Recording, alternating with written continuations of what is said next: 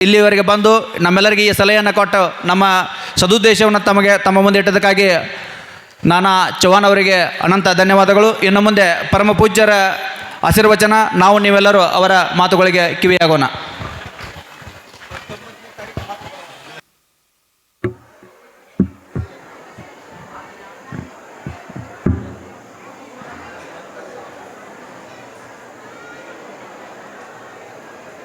ಓಂ ಶ್ರೀ ಗುರು ಬಸವಲಿಂಗಾಯ ನಮಃ. ಜಗಜ್ಯೋತಿ ವಿಶ್ವಗುರು ಭಕ್ತಿ ಭಾಂಡಾರಿ ಬಸವಣ್ಣನವರ ದಿವ್ಯಪಾದ ಪದ್ಮಗಳಿಗೆ ಭಕ್ತಿಯಿಂದ ಹಣೆಮಣೆದು ಎಲ್ಲ ಶಿವಶರಣರ ಪವಿತ್ರ ಪಾದ ಪದ್ಮಗಳಿಗೆ ಶತಶಿರವಾಗಿ ಗ್ರಾಮದೈವವಾದ ಕಾಲಭೈರವನಾಥನ ದಿವ್ಯ ಸನ್ನಿಧಿಗೆ ನಮನಗಳನ್ನು ಸಲ್ಲಿಸಿ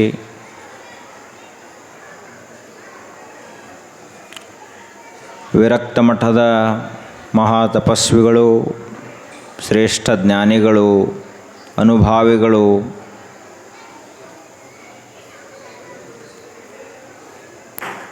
ತಪೋನಿಷ್ಠರಾಗಿದ್ದಂತಹ ಪರಮಪೂಜ್ಯ ಶ್ರೀಮನ್ ನಿರಂಜನ ಪ್ರಣವ ಸ್ವರೂಪಿ ರಾಜಯೋಗಿ ಗುರುಬಸವ ಮಹಾಶಿವಯೋಗಿಗಳವರ ದಿವ್ಯ ಪಾದ ಪದ್ಮಗಳಿಗೆ ಭಕ್ತಿಯ ಶರಣಾರ್ಥಿಗಳನ್ನು ಸಲ್ಲಿಸಿ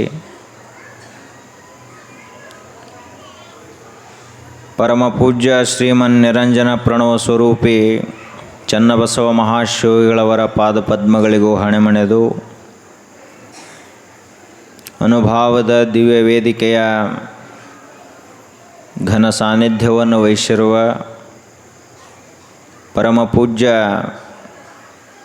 ಸಿದ್ಧಪ್ರಸಾದ ಮಹಾಸ್ವಾಮೀಜಿಯವರ ಚರಣಗಳಿಗೂ ವಂದಿಸಿ ತಮ್ಮ ಅಮೂಲ್ಯವಾದ ಗಾಯನದಿಂದ ನಮ್ಮೆಲ್ಲರಿಗೂ ಸಂತೋಷವನ್ನು ಉಂಟು ಮಾಡ್ತಾ ಇರುವಂತಹ ಶ್ರೀ ಸಿದ್ಧಾರೂಢ ಅವರಳ್ಳಿಯವರಲ್ಲಿಯೂ ಹಾಗೂ ತಬಲಾ ವಾದಕರಾದ ಶ್ರೀಯುತ ಸಿದ್ಧರಾಜ್ ಪಾಟೀಲ್ ಅವರಲ್ಲಿಯೂ ಶ್ರದ್ಧೆಯಿಂದ ಆಗಮಿಸಿದ ತಮ್ಮೆಲ್ಲರಿಗೂ ಕೂಡ ಭಕ್ತಿಪೂರ್ವಕ ಶರಣಾರ್ಥಿಗಳು.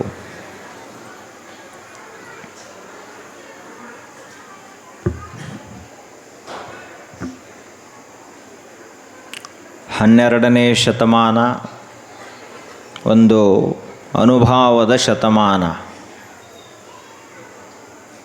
ಆ ಶತಮಾನದಲ್ಲಿ ಕನ್ನಡ ನಾಡಿನಲ್ಲಿ ಏನು ನಡೀತು ಅಂದ್ರೆ ಎಲ್ಲ ಶಿವಶರಣರು ಕೂಡಿ ಆನುಭಾವಿಕ ಚರ್ಚೆಯನ್ನು ಮಾಡಿದರು, ಸತ್ಸಂಗವನ್ನು ಮಾಡಿದರು. ಅದು ಏನು ಮಾಡಿತು ಅಂದ್ರೆ ಅತ್ಯಂತ ಪ್ರಕ್ಷುಬ್ಧವಾದಂತಹ ಮನಸ್ಸುಗಳನ್ನು ಶಾಂತಗೊಳಿಸಿತು. ಚಂಚಲವಾದಂತಹ ವ್ಯಕ್ತಿಗಳು ಶಾಂತ ಸಂತರಾದರು. ಪ್ರಪಂಚದ ತಾಪದಿಂದ ಬೆಂದು ಹೋದಂತಹ ಮನುಷ್ಯರ ಮನಸ್ಸು ಆಧ್ಯಾತ್ಮಿಕ ಜ್ಞಾನದ ಮಹಾಮಳೆಯಿಂದ ಸಂತೃಪ್ತವಾಯಿತು. ಅಂತಹ ಒಂದು ಶತಮಾನ ಅದು. ಕಾಲಕಂಡ ಯಾವ ರೀತಿಯಾಗಿರ್ತದನೋ ಆ ರೀತಿಯಾಗಿ ಮನುಷ್ಯರ ಸ್ವಭಾವಗಳಿರ್ತಾವೆ.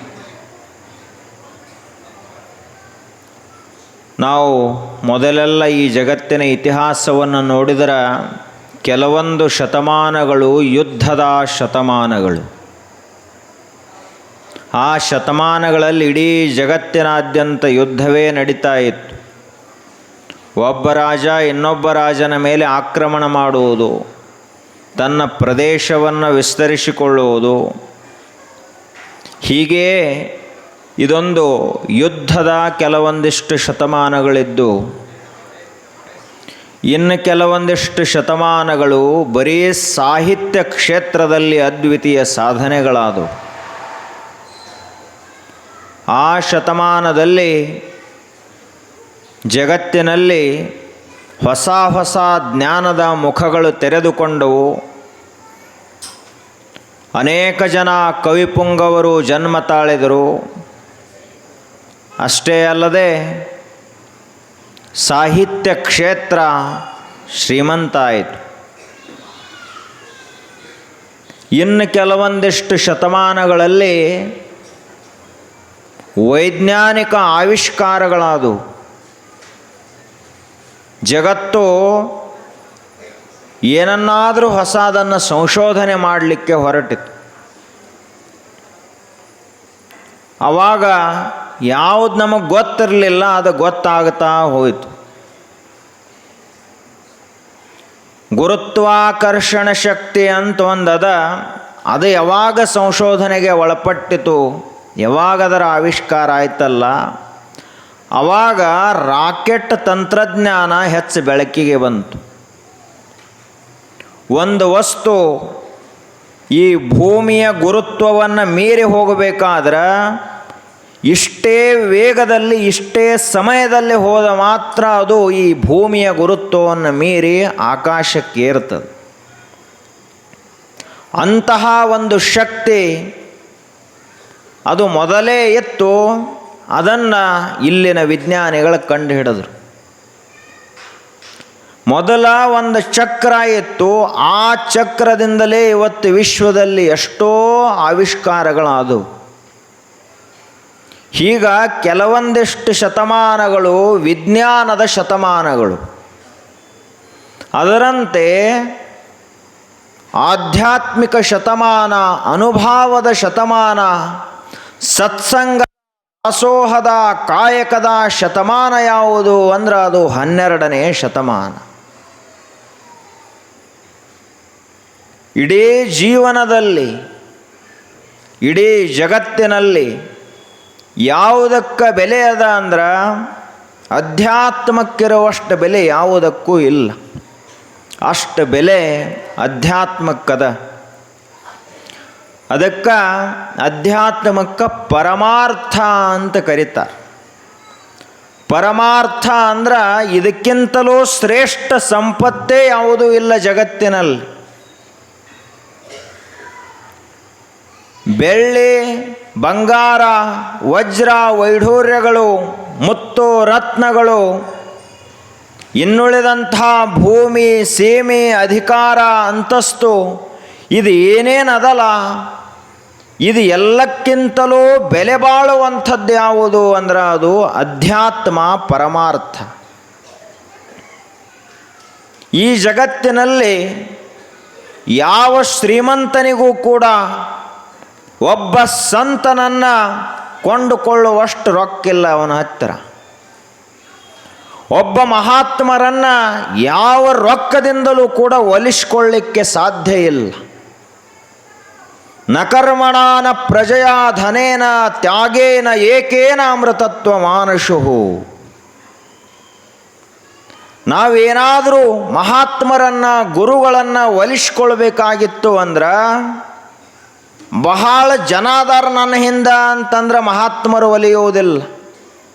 ನಾ ಬಹಳಷ್ಟು ಕೆಲಸ ಮಾಡಾವದೀನಿ ಅಂದರೂ ಒಲಿಯುವುದಿಲ್ಲ. ನನ್ನ ಹತ್ತಿರ ಅಬ್ಜಗಟ್ಲೆ ರೊಕ್ಕ ಅದ ಅಂದರೂ ಒಲಿಯುವುದಿಲ್ಲ. ಅವರು ಎದಕ್ಕೆ ಒಲಿತಾರಂದ್ರೆ ಯಾವ ಮನುಷ್ಯನಲ್ಲಿ ಅಹಂಕಾರವನ್ನು ತ್ಯಾಗ ಮಾಡ್ಯಾನೋ, ಯಾವ ಮನುಷ್ಯ ನನ್ನದು ಅನ್ನುವ ಭಾವವನ್ನು ಬಿಟ್ಟು ಕೊಟ್ಟಾನಲ್ಲ, ಅಂತಹ ತ್ಯಾಗಿಗೆ ಮಾತ್ರ ಒಬ್ಬರು ಗುರುಗಳು ಒಲಿತಾರೆ, ಒಬ್ಬರು ಮಹಾತ್ಮರು ಒಲಿತಾರೆ. ಆ ತ್ಯಾಗವನ್ನು ಕಲಿಸಿಕೊಟ್ಟಂತಹ ಕಾಯಕ, ದಾಸೋಹ, ಅನುಭಾವದ ಪರಿಕಲ್ಪನೆಯನ್ನು ವಿಶ್ವದ ಮಟ್ಟಿಗೆ ಎತ್ತರಕ್ಕೆ ಏರಿಸಿದಂಥ ಒಬ್ಬ ಮಹಾನುಭಾವನ ಅವತರಣ ಆಯಿತು. ಆ ಮಹಾನುಭಾವನೆ ವಿಶ್ವಗುರು ಬಸವಣ್ಣನವರು. ನಮಗೆಲ್ಲ ಏನು ಕಲಿಸುವುದರವರು? ದುಡಿಯುವುದನ್ನು ಕಲಿಸಿದರು. ಹೆಂಗೆ ದುಡಿಯುವುದು? ಸತ್ಯ ಶುದ್ಧ ಕಾಯಕ ಅಂತ ಅದರ ಹೆಸರು. ಕೆಲಸ ಹೆಂಗಿರಬೇಕು ಅಂದ್ರೆ ಸತ್ಯವಾಗಿರಬೇಕು, ಶುದ್ಧ ಇರಬೇಕು, ಅಂಥ ಕೆಲಸ ಮಾಡಬೇಕು. ನಾವು ಮಾಡುವಂಥ ಕೆಲಸದಲ್ಲಿ ಏನಾದರೂ ಸುಳ್ಳಿತ್ತು ಅಂದ್ರೆ ಅದು ಕಾಯಕ ಅಲ್ಲ. ನಾವು ಹೆಂಗೆ ದುಡಿತೀವಿ ಈಗ? 6 ತಾಸು ಅಂಥೇಳಿ ಹಜರಿ ಬುಕ್ಕದಲ್ಲಿ ಹಚ್ಚಿರ್ತೀವಿ, 5 ತಾಸು ದುಡಿದಿರ್ತೀವಿ. ಅದು ಸತ್ಯ ಶುದ್ಧ ಕಾಯಕ ಅಲ್ಲ. ಪಗಾರ ದಿವಸಕ್ಕೆ ಎಷ್ಟು ಬೇಕೋ ಅಷ್ಟು ಪಗಾರ ತಗೋತೀವಿ, ಮಧ್ಯಾಹ್ನ ಹೋಗಿರ್ತೀವಿ ಮಾಲಕ್ಕಿರಲಿಲ್ಲ ಅಂದ್ರೆ. ಶುದ್ಧ ಕಾಯಕ, ನೀನು ಮಾಡುವಂಥ ಕಾಯಕದಿಂದ ಇನ್ನೊಂದು ಜೀವಿಯ ಪ್ರಾಣ ಹೋಗಿರಬಾರದು, ಇನ್ನೊಬ್ಬರ ಮನಸ್ಸಿಗೆ ದುಃಖ ಆಗಿರಬಾರದು, ನೋವಾಗಿರಬಾರದು. ಅಂತಹ ಕಾಯಕವನ್ನು ನೀನು ಮಾಡಿದ್ದೇ ಆದರೆ ಅದಕ್ಕೆ ಸತ್ಯ ಶುದ್ಧ ಕಾಯಕ ಅಂತ ಕರೀತಾರೆ. ಅದೇ ರೀತಿಯಾಗಿ ದಾಸೋಹ, ಎಲ್ಲ ದುಡಿತೀವಿ, ಸಾಕಷ್ಟು ದುಡಿತೀವಿ. ದುಡಿದದ್ದನ್ನು ಬರೀ ನಾವು ಉಣ್ಣೋದಲ್ಲ, ದೇವರ ನಮ್ಮೆಲ್ಲರಿಗೂ ಕೂಡ ಒಂದ ಕೈ ಕೊಟ್ಟಿಲ್ಲ, 2 ಕೈಗಳನ್ನು ಕೊಟ್ಟ. ಯಾಕೆ 2 ಕೈಗಳನ್ನು ಯಾಕೆ ಕೊಟ್ಟ ಅಂದ್ರೆ, 2 ಕೈಯಿಂದ ದುಡಿಯುವುದು, 1 ಕೈಯಿಂದ ನಾವು ಉಣ್ಣುವುದು, ಇನ್ನೊಂದು ಕೈಯಿಂದ ದುಡಿದದ್ದನ್ನು ಸಮಾಜಕ್ಕೆ ಕೊಡುವುದು. ಇದಕ್ಕೆ ದಾಸೋಹ ಅಂತ ಕರೀತಾರೆ. ನಾವೇನು ಮಾಡ್ತೀವಿ? ನಾವು ದುಡಿದದ್ದು ನಮಗ, ಮಂದಿ ದುಡಿದದ್ದು ನಮಗ. ಅದಕ್ಕೆ ಒಂದು ನಿಯಮವನ್ನು ಮಾಡಿದರು. ಪ್ರಸಾದ ಮಾಡುವ ಸಮಯದಲ್ಲಿ ಎಡಗೈ ಒಟ್ಟು ಹಚ್ಚಂಗಿಲ್ಲ ಅಂತ ಹೇಳ್ತಾರೆ ಅವರು, ಬಲಗೈಯಿಂದ ಮಾತ್ರ ಮಾಡುವುದು. 2 ಕೈಯಿಂದ ತಿನ್ನಕ್ಕೆ ಚಾಲೂ ಮಾಡಿದೀವಿ ಅಂದ್ರೆ ನಮಗೆ ದಾಸೋಹಿಗಳು ಅಂತ ಕರೆಯಂಗಿಲ್ಲ. ದಾಸೋಹ ಅಂದರೆ ಏನು? ಕೋಟಿಗಟ್ಟಲೆ ಕೊಟ್ಟಾಗನ ದಾಸೋಹ ಆಗುತ್ತದೆ ಏನು? ಹಸದಂತಹ ಒಬ್ಬ ಮನುಷ್ಯನಿಗೆ 1 ತುತ್ತು ಅನ್ನವನ್ನು ನೀಡಿದರೆ ಅದಕ್ಕಿಂತ ದೊಡ್ಡ ದಾಸೋಹ ಯಾವುದು ಜಗತ್ತಿನಲ್ಲಿ? ಅನ್ನವನ್ನು ನೀಡುವುದು, ನನ್ನೆಯನ್ನು ನುಡಿಯುವುದು, ತನ್ನಂತೆ ಪರರ ಬಗೆದೊಡೆ ಕೈಲಾಸ ಭಿನ್ನಾಣವಕ್ಕೂ ಸರ್ವಜ್ಞ. 3 ಕೆಲಸ ಮಾಡಿದರೆ ನಾವು ದೇವರ ಸಮೀಪ ಹೋಗಿಬಿಡ್ತೀವಿ ಅಂತ ಹೇಳ್ತಾನೆ ಸರ್ವಜ್ಞ. ಯಾವುವು? ಅನ್ನವನ್ನು ನೀಡುವುದು, ಅನ್ನದಾನ ಮಾಡಬೇಕು. ಅನ್ನದಾನ ಯಾರು ಮಾಡ್ತಾರಲ್ಲ ಆ ಮನುಷ್ಯನಿಗೆ ದೇವರು ಬಹಳ ಬೇಗನೆ ಒಲಿತಾನೆ. ನಾವು ಬಂಗಾರ ದಾನ ಮಾಡಿದರೂ ದೇವರು ಒಲಿತಾನಂತ ಹೇಳಲಿಕ್ಕೆ ಬರುವುದಿಲ್ಲ. ಆದರೆ 1 ತುತ್ತು ಹಸದಂತಹ ಮನುಷ್ಯನಿಗೆ, ಹಸದಂತಹ ಪ್ರಾಣಿಗೆ, ಪಕ್ಷಿಗೆ, ಒಣಗಿ ಬಾಡುವಂಥ ಗಿಡ ಮರಗಳಿಗೆ ನೀರನ್ನು ಹಾಕಿದ್ರೆ ಅದು ನೇರವಾಗಿ ಹೋಗಿ ಪರಮಾತ್ಮನಿಗೆ ಮುಟ್ಟುತ್ತದೆ. ಅದಕ್ಕೆ ನಾವು ದಾನ ಮಾಡಬೇಕು, ಅನ್ನದಾನ. ನನ್ನೇನು ನುಡಿಯುವುದು, ಸತ್ಯ ಮಾತಾಡಬೇಕು ಮನುಷ್ಯ.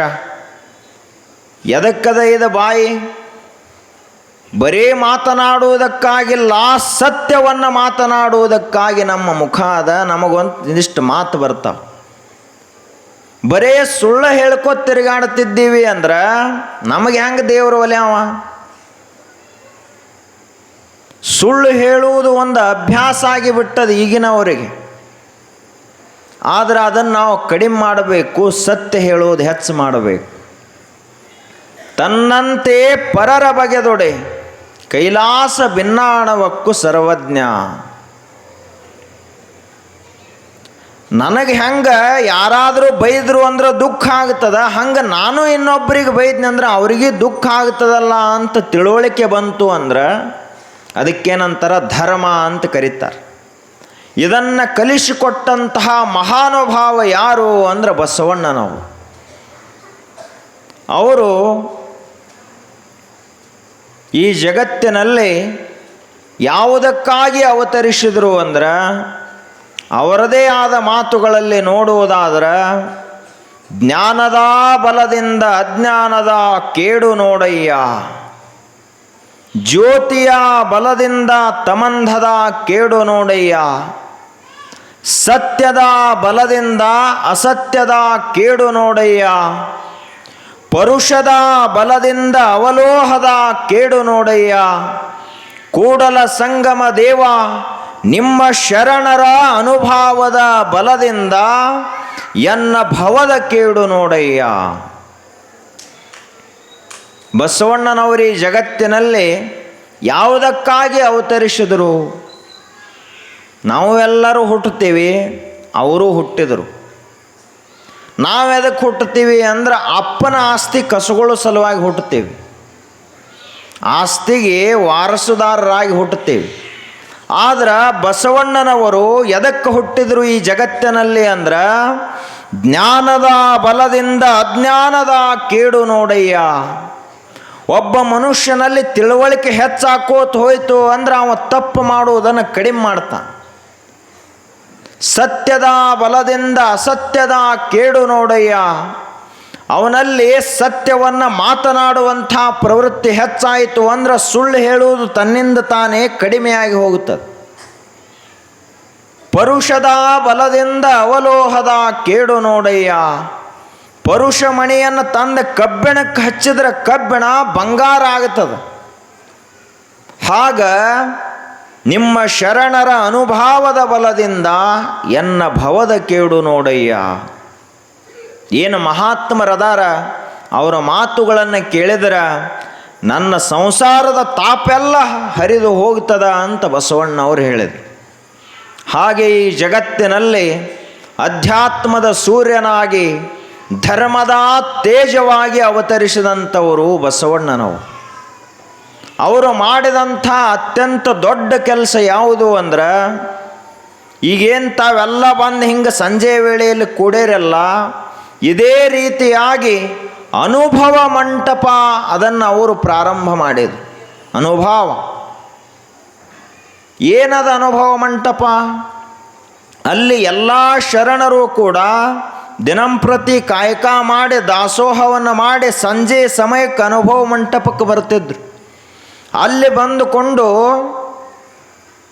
ಈಗ ನಾವು ಎಲ್ಲರೂ ಸಂಜೆಗೆ ಏನು ಮಾಡ್ತೀವಿ? ಈ ಪ್ರವಚನ ಇಲ್ಲ ಅಂದರೆ ಏನು ಮಾಡ್ತೀವಿ? ಈ ಮೇಳೆಲ್ಲ ಊರಾಗ ಹೋಗ್ತದೆ, ಇವರೆಲ್ಲ ಮನ್ಯಾಗ ಕೂತಿರ್ತಾರೆ, ಇಲ್ಲಿಲ್ಲ ಅಂದ್ರೆ ಮನೆ ಹೊರಗೆ ಕುಂಡಿರ್ತಾರೆ. ಒಂದೊಂದು ಓಣಿಗೊಂದೊಂದು ಪ್ರಾಪಂಚಿಕ ಅನುಭವ ಮಂಟಪಗಳು ಕಟ್ಟಿ ಮ್ಯಾಲ. ಇವ್ರದ್ದು ಊರಾಗ ಏನು ಮಾತಾಡ್ತೀವಿ ಅನ್ನಲ್ಲೇ ನಾವು ವಿಚಾರ ಮಾಡಿದರೆ ಏನು ಮಾತಾಡ್ತೀವಿ? ನಿಮ್ಮಲ್ಲಿ ದ್ರಾಕ್ಷಿ ಅದ, ದ್ರಾಕ್ಷಿ ಕುರಿತು ಮಾತಾಡ್ತೀರಿ ಒಂದು 5 ನಿಮಿಷ. ದ್ರಾಕ್ಷಿದ 5 ನಿಮಿಷ ಮೊದಲು ಪೀಠಿಕೆ ಆದ ನಂತರ ಹಿಂದಿಂದೇನು ಬರ್ತೈತಿಲ್ಲ ಅದು ಯಾವುದು ನಮಗೆ ಉಪಯೋಗಕ್ಕೆ ಬರುವುದಲ್ಲ. ಏನು ಮಾತಾಡ್ತೀವಿ ಅಂದ್ರೆ ಉಪಯೋಗಕ್ಕೆ ಬರಲಾರದ ಮಾತುಗಳನ್ನೇ ಮಾತಾಡ್ತೀವಿ. ಮಂದಿಯ ದೋಷಗಳ ಕುರಿತಾಗಿ ಮಾತನಾಡ್ತೀವಿ. ಇನ್ನೊಬ್ಬರು ಮಾಡಿದಂಥ ತಪ್ಪುಗಳನ್ನು ಎತ್ತಿ ಆಡ್ತೀವಲ್ಲ, ಇದಕ್ಕಿಂತ ದೊಡ್ಡ ಪಾಪ ಯಾವುದದ ಜಗತ್ತಿನಲ್ಲಿ? ಪಾಪದ ಕೆಲಸ ಅಂದರೆ ಏನು? ಇನ್ನೊಬ್ಬರನ್ನು ಕೊಲೆ ಮಾಡಿದ್ರನ ಪಾಪ ಅಂತ ಹಿಂಗಿಲ್ಲ. ಇನ್ನೊಬ್ಬರು ಮಾಡಿದಂಥ ತಪ್ಪುಗಳನ್ನು ನಾವು ಎತ್ತಿ ಆಡ್ತೀವಲ್ಲ, ಇದಕ್ಕಿಂತ ದೊಡ್ಡ ನಿಂದ ಇದು. ನಿಂದೆಗಿಂತ ದೊಡ್ಡ ಪಾಪ ಇನ್ನೊಂದಿಲ್ಲ. ಯಾಕೆ ಅಂದ್ರೆ ನಿಂದ ಮಾಡುವಂತಹ ಮನುಷ್ಯ ಬಹಳ ಪಾಪಿಷ್ಟ. ಸಹಜವಾಗಿ ವಿಚಾರ ಮಾಡಿದರೆ ಗೊತ್ತಾಗ್ತದ. ಈಗ ಒಬ್ಬ ಮನುಷ್ಯ ಏನೋ ಕೆಟ್ಟ ಕೆಲಸ ಮಾಡ್ಯಾನಂತ ಇಟ್ಕೊಳ್ಳು, ಅವ ಮಾಡಿ ಮರೆತು ಬಿಟ್ಟಿರ್ತಾನ. ಆ ಕೆಲಸ ಅವ ಏನು ಕೆಟ್ಟ ಕೆಲಸ ಮಾಡಿರ್ತಾನಲ್ಲ ಅದನ್ನು ನಾವು ನಮ್ಮ ತಲೆಯಲ್ಲಿ ನೆನಪಿಟ್ಟುಕೊಂಡು ಅದನ್ನು ಮನನ ಮಾಡಿ ಗಟ್ಟಿ ಮಾಡಿ ಇನ್ನೊಬ್ಬರಿಗೆ ಹೇಳ್ತೀವಲ್ಲ, ಆ ಪಾಪದ ಸಂಸ್ಕಾರ ನಮ್ಮ ಮನಸ್ಸಿನಲ್ಲಿ ಉಳಿತದೆ. ಅವ ಏನು ಕೆಟ್ಟ ಕೆಲಸ ಮಾಡಿದ್ದ, ಮಾಡಿ ಮರ್ತು ಬಿಟ್ಟ, ಮುಗಿದು ಹೋಯ್ತದು. ಆದ್ರೆ ಅವ ಮಾಡ್ಯಾನಂತ ಇವ ಏನು ನೆನಪಿಟ್ಕೊಂಡು ಕುಂತಲ್ಲ, ಇದು ಇವನ ದುಃಖಕ್ಕೆ ಕಾರಣ ಆಗ್ತದೆ. ಆದ್ದರಿಂದ ನಾವು ಏನೇನು ಸಂಜೆ ಕುಂತು ಹಿಂಗೆ ಮಾತಾಡ್ತೀವಲ್ಲ, ಹಿಂಗೆ ಅವರು ಮಾತಾಡ್ತಾ ಇರಲಿಲ್ಲ. ಏನು ಮಾತನಾಡ್ತಾ ಇದ್ರು ಅಂದ್ರೆ ಅನುಭವದ ಚರ್ಚೆ ನಡೀತಾ ಇತ್ತು. ಯಾವುದರ ಕುರಿತಾದ ಅನುಭವ? ಬರೇ ಉಣ್ಣೋದು ತಿನ್ನೋದು ಪ್ರಾಪಂಚಿಕ ಸುದ್ದಿ ಇದರ ಕುರಿತಾಗಿ ಅಲ್ಲ, ಶಿವಾನುಭವ ಅಂತ ಕರೀತಾರೆ. ಶಿವ ಅಂದರೆ ಏನಪ್ಪ? ಶಿವ ಅಂತ ಯಾರಿಗೆ ಕರಿಬೇಕು? ಶಿವ ಅನ್ನುವಂಥ ಈ ಎರಡು ಅಕ್ಷರಗಳ ಅರ್ಥ ಏನು ಅಂದ್ರೆ ಶಾಂತಿ. ಓಂ ನಮಃ ಶಿವಾಯ ಅಂತ ನಾವು ಅಂತೇವೆ. ಆ ಓಂ ನಮಃ ಶಿವಾಯ ಮಂತ್ರದ ಅರ್ಥ ಏನು ಅಂದ್ರೆ ಎಂದೆಂದಿಗೂ ನಾಶವಾಗಲಾರದೇ ಇರುವಂಥ ವಸ್ತುವೇ ಓಂ. ನಮಃ ಅಂದರೆ ಏನು? ಅಂತಹ ಪರಮ ಸತ್ಯಕ್ಕೆ ನಾನು ನಮಸ್ಕರಿಸ್ತೀನಿ. ಅದು ಹೆಂಗದ ಅಂದ್ರೆ ಶಿವ.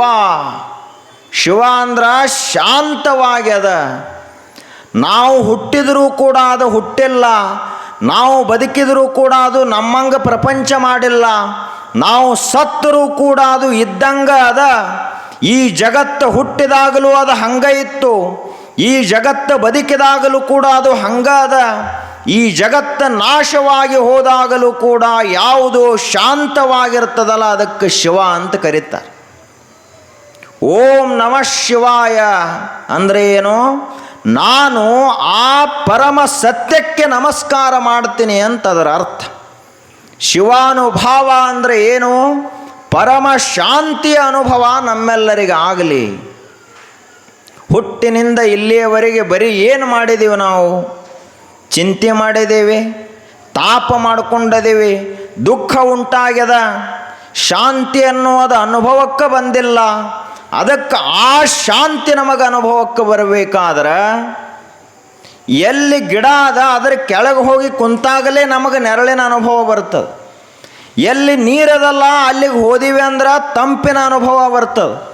ಹಂಗೆ ಎಲ್ಲಿ ಮಹಾತ್ಮರದಾರಲ್ಲ ಅವ್ರ ಹತ್ತಿರ ಹೋಗಿ ನಾವು 4 ಕ್ಷಣವನ್ನು ಕಳೆದೀವಿ ಅಂದ್ರೆ ಅವಾಗ ನಮಗೆ ದೇವರಂದ್ರೆ ಏನು ಅಂತ ಗೊತ್ತಾಗ್ತದೆ, ದೇವರ ಅನುಭವ ಬರ್ತದೆ. ಇಂತಹ ಒಂದು ಅನುಭವ ಮಂಟಪವನ್ನು ಬಸವಣ್ಣನವರು ನಿರ್ಮಾಣ ಮಾಡಿದರು. ಇದೇನು ಬಹಳ ದೊಡ್ಡ ಕೆಲಸ ಇದು ಜಗತ್ತಿನಲ್ಲಿ. 4 ಮಂದಿ ಕೂಡಿದೀವಿ ಅಂದರೆ ಏನೇನೋ ಮಾತನಾಡುವಂಥ ಇವತ್ತಿನ ಕಾಲದಲ್ಲಿ 12ನೇ ಶತಮಾನದಲ್ಲಿಯೇ ಬಸವಣ್ಣನವರು ಏನು ಮಾಡಿದರು ಅಂದ್ರೆ ಇದನ್ನು ಮಾತಾಡೋದ ಬೇಡ, ಏನೇ ನಾವು ಮಾತಾಡೋದಿದ್ರೂ ಕೂಡ ಪುಸ್ತಕದ ಮಾತು ಮಾತಾಡೋದು ಬೇಡ ಅಂತಂದ್ರೆ ಅವರು. ಆ ಶಾಸ್ತ್ರದಾಗ ಹಂಗೆ ಹೇಳ್ಯದ, ಇದರೊಳಗೆ ಹಿಂಗೆ ಹೇಳ್ಯದ ಅಂತ ಹೇಳೋದಲ್ಲ, ಸ್ವಯಂ ನಮಗೇನು ಅನುಭವಕ್ಕೆ ಬಂತು ಅದನ್ನು ಹೇಳಬೇಕು. ಈಗ ಲಿಂಗ ದೀಕ್ಷಾ ತೆಗೆದುಕೊಂಡು ಪೂಜಾ ಮಾಡ್ತೀವಿ, ನಮಗೆ ಪೂಜಾದೊಳಗೆ ಏನು ಅನುಭವ ಆಗ್ತದ ಅದನ್ನೇ ಒಂದು ವಚನದಲ್ಲಿ ಬರೆದು ಹೇಳುವುದು ಇದು ಅನುಭವ ಮಂಟಪದಲ್ಲಿ ಹಿಂಗೆ ಮಾಡ್ತಿದ್ರು ಎಲ್ಲ ಶಿವಶರಣರು ಕೂಡಿಕೊಂಡು. ಅದಕ್ಕೆ ಅನುಭವ ಮಂಟಪ ಅನ್ನುವುದು ಜಗತ್ತಿನಲ್ಲಿಯೇ ಒಂದು ವಿನೂತನವಾದಂಥ ಮಂಟಪ ಅದು. ಆ ಅನುಭವ ಮಂಟಪದಲ್ಲಿ ಎಲ್ಲರೂ ಇದ್ದರು. ಎಲ್ಲರೂ ಅಂದ್ರೆ ಈಗ ಹೆಂಗೆ ತಾವು ಎಲ್ಲರೂ ಯಾವುದೇ ಜಾತಿ ಭೇದ ಭಾವ ಮಾಡದೆ ಗುರುಬಸವ ಮಹಾಶಿವಯೋಗಿಗಳವರ ಈ ಒಂದು ಮಠ ಅಂದರೆ ಇದು ಆಧುನಿಕ ಕಾಲದ ಅನುಭವ ಮಂಟಪ. 21ನೇ ಶತಮಾನದಲ್ಲಿ ಜಾತಿ ಭೇದವನ್ನು ಮಾಡದೇ ಇರುವಂತಹ, ನೀನು ಯಾರು ಅಂತ ಕೇಳದೇ ಇರುವಂತಹ ಒಂದು ಮಠ ಯಾವುದು ಅಂದ್ರೆ ಇದು ವಿರಕ್ತ ಮಠ.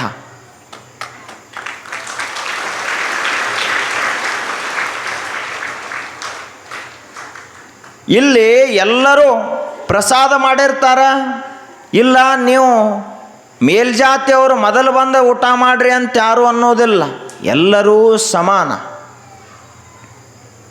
ಅಷ್ಟೇ ಅಲ್ಲದೆ ದಲಿತ ಉಚ್ಚ ನೀಚ ಅನ್ನುವಂತಹ ಭೇದ ಭಾವ ಇಲ್ಲ. ಬಸವಣ್ಣನವರು ಒಂದು ಸಾರಿ ಆಗಿನ ಕಾಲದಲ್ಲಿ ಜಾತೀಯತೆ ಮನೋಭಾವನೆ ಬಹಳ ಜೋರಾಗಿತ್ತು. ಇದೇನು ಸಾಮಾನ್ಯ ಇಲ್ಲ. ಜಾತಿ ಅಂದ್ರೆ ಮನುಷ್ಯನನ್ನು ಅತ್ಯಂತ ಮನಸ್ಸಿನ ಆಳದಲ್ಲಿ ಕುಂತುಕೊಂಡಂತಹ ಒಂದು ಭೂತ ಇದು. ಆಗಿನ ಕಾಲದಲ್ಲಿ ದಲಿತರ ಪರಿಸ್ಥಿತಿ, ಕೆಳಜಾತಿಯವರ ಪರಿಸ್ಥಿತಿ ಹೇಗಿತ್ತು ಅಂದ್ರೆ ಹಿಂದೆ ಕಸಬರಿಗೆ ಕಟ್ಕೊಂಡು ಹೋಗ್ಬೇಕಾಗ್ತಿತ್ತು ಅವರು. ಇನ್ನು ಅಕಸ್ಮಾತ್ ಕೆಮ್ಮ ಉಗಳ ಏನಾದರೂ ಬಂತು ಅಂದ್ರೆ ಕೊರಳೊಳಗೆ ಒಂದು ಮಡಿಕೆ, ಮಣ್ಣಿನ ಮಡಿಕೆಯನ್ನು ಕಟ್ಕೊಂಡು ಹೋಗಬೇಕು. ಅವರಿಗೆ ನೀರು ಬೇಕಾಯಿತು ಅಂದ್ರೆ ಎಲ್ಲೋ ಆ ಸೇದು ಬಾವಿ ಈ ಸೇದು ಬಾವಿಗೆ ಹೋಗೋದಿಲ್ಲ, ಹೊಳೆಗೆ ಹೋಗಂಗಿಲ್ಲ, ಹಳ್ಳಕ್ಕೆ ಹೋಗಂಗಿಲ್ಲ. ಅವರದೇ ಆದಂತಹ ಬಾವಿಗಳಿರ್ತಿದ್ದು, ಅಲ್ಲೇ ಹೋಗಿ ನೀರು ಕುಡಿಬೇಕು. ಅಷ್ಟೇ ಅಲ್ಲದೆ ಮೇಲ್ಜಾತಿಯವರು ವಾಸ ಮಾಡುವಂಥ ಓಣಿ ಒಳಗೆ ಹಾದು ಹೋಗುವಂಗಿರಲಿಲ್ಲ. ಅವರೇನಾದರೂ ಕೆಲಸ ಮಾಡಲಿಕ್ಕೆ ಬಂದರೂ ಕೂಡ ಮಧ್ಯಾಹ್ನ ಬರಬೇಕು. ಯಾಕೆ ಮಧ್ಯಾಹ್ನ ಬರಬೇಕು ಅಂದ್ರೆ ಅವರ ನೆರಳು ಕೂಡ ಆ ಮನೆಗೆ ಈ ಮನೆಗೆ ಬಡಿಬಾರದು ಅಂತ ನಿಯಮ. ಇಷ್ಟು ಕೆಟ್ಟದಾಗಿ ಹಿಂದಿನ ಕಾಲದಲ್ಲಿ ಜಾತೀಯತೆ ಇತ್ತು. ಇಂತಹ ಕಾಲದಲ್ಲಿ ದಲಿತರ ಪಾಲಿನ ದೇವರಾಗಿ ಈ ಜಗತ್ತಿನಲ್ಲಿ ಅವತರಿಸಿದಂಥವ್ರು ಯಾರು ಅಂದ್ರೆ ಬಸವಣ್ಣನವರು ಅಂತ ನಾವೆಲ್ಲ ಹೆಮ್ಮೆಯಿಂದ ಹೇಳಬೇಕು. ಸ್ವಾತಂತ್ರ್ಯ ನಂತರದಲ್ಲಿ ಅದನ್ನು ತಂದು ಕೊಟ್ಟಂಥವರು ಅಂಬೇಡ್ಕರರನ್ನು ಅಷ್ಟೇ ನೆನೆಸುವುದಲ್ಲ, ಇವರು ಈಗ 900 ವರ್ಷಗಳ ಹಿಂದ ಜಾತಿಯ ಬೇರುಗಳು ಎಷ್ಟು ಗಟ್ಟಿಯಾಗಿ ಭೂಮಿಯಲ್ಲಿ ಬೇರು ಬಿಟ್ಟಿದ್ದು ಅಂದ್ರೆ ಹೇಳುವುದಾಗುವುದಿಲ್ಲ. ಅಂತಹ ಕಾಲದಲ್ಲಿ ಬ್ರಾಹ್ಮಣ ಕುಲದಲ್ಲಿ ಜನಿಸಿ ಈ ದೇಶದ ಪ್ರಧಾನಮಂತ್ರಿಯಾಗಿ, ಬಿಜ್ಜಳನ ಆಸ್ಥಾನದ ಪ್ರಧಾನಮಂತ್ರಿಯಾಗಿ, ಅಷ್ಟೇ ಅಲ್ಲದೆ ಯಾವುದಕ್ಕೇನೂ ಕೊರತೆ ಇರಲಿಲ್ಲ. ಜ್ಞಾನದಲ್ಲಿ ಆಗಲಿ, ವಿನಯದಲ್ಲಿ ಆಗಲಿ, ವಕ್ತೃತ್ವದಲ್ಲಿ ಆಗಲಿ, ಸಂಘಟನೆಯಲ್ಲಿ ಆಗಲಿ, ದೂರದರ್ಶಿ ನೇತೃತ್ವದಲ್ಲಿ ಆಗಲಿ, ಕಾರ್ಯದಕ್ಷತೆಯಲ್ಲಾಗಲಿ ಯಾವುದರಲ್ಲಿಯೂ ಕೊರತೆ ಇರಲಿಲ್ಲ. ಇಂತಹ ಬಸವಣ್ಣನವರು ಯಾರನ್ನ ಜನ ದೂರ ಸರಿಸಿದ್ರೋ ಅಂಥವರ ಓಣಿಗೆ ಹೋಗಿ, ದಲಿತರ ಕೇರಿಗೆ ಹೋಗಿ ಸಂಬೋಳಿ ನಾಗಿದೇವ ಅಂತ ಒಬ್ಬ ಮನುಷ್ಯ, ಒಬ್ಬ ವ್ಯಕ್ತಿ ಇದ್ದ. ಅವನ ಮನೆಗೆ ಹೋಗಿ ಅವನಿಗೆ ಲಿಂಗ ದೀಕ್ಷೆಯನ್ನು ಕೊಟ್ಟು, ಇಂದಿನಿಂದ ನೀನು ಮಾಂಸಾಹಾರವನ್ನು ಬಿಡಪ್ಪ ಅಂತ ಅವನನ್ನು ಮಾಂಸಾಹಾರವನ್ನು ಬಿಡಿಸಿ, ಅವನಿಗೆ ವಿಭೂತಿ ಹಚ್ಚಿ ಲಿಂಗ ಕೊಟ್ಟು, ರುದ್ರಾಕ್ಷಿಯನ್ನು ಕೊಟ್ಟು, ಮಂತ್ರ ದೀಕ್ಷೆಯನ್ನು ಕೊಟ್ಟು, ಅವನ ಮನೆಯಲ್ಲಿ ಮಹಾಪ್ರಸಾದವನ್ನು ಮಾಡಿ ಬಂದ್ರಲ್ಲ, ಇದಕ್ಕೆ ಬಸವಣ್ಣನವರ ವ್ಯಕ್ತಿತ್ವ ಅಂತ ಕರೀತಾರೆ.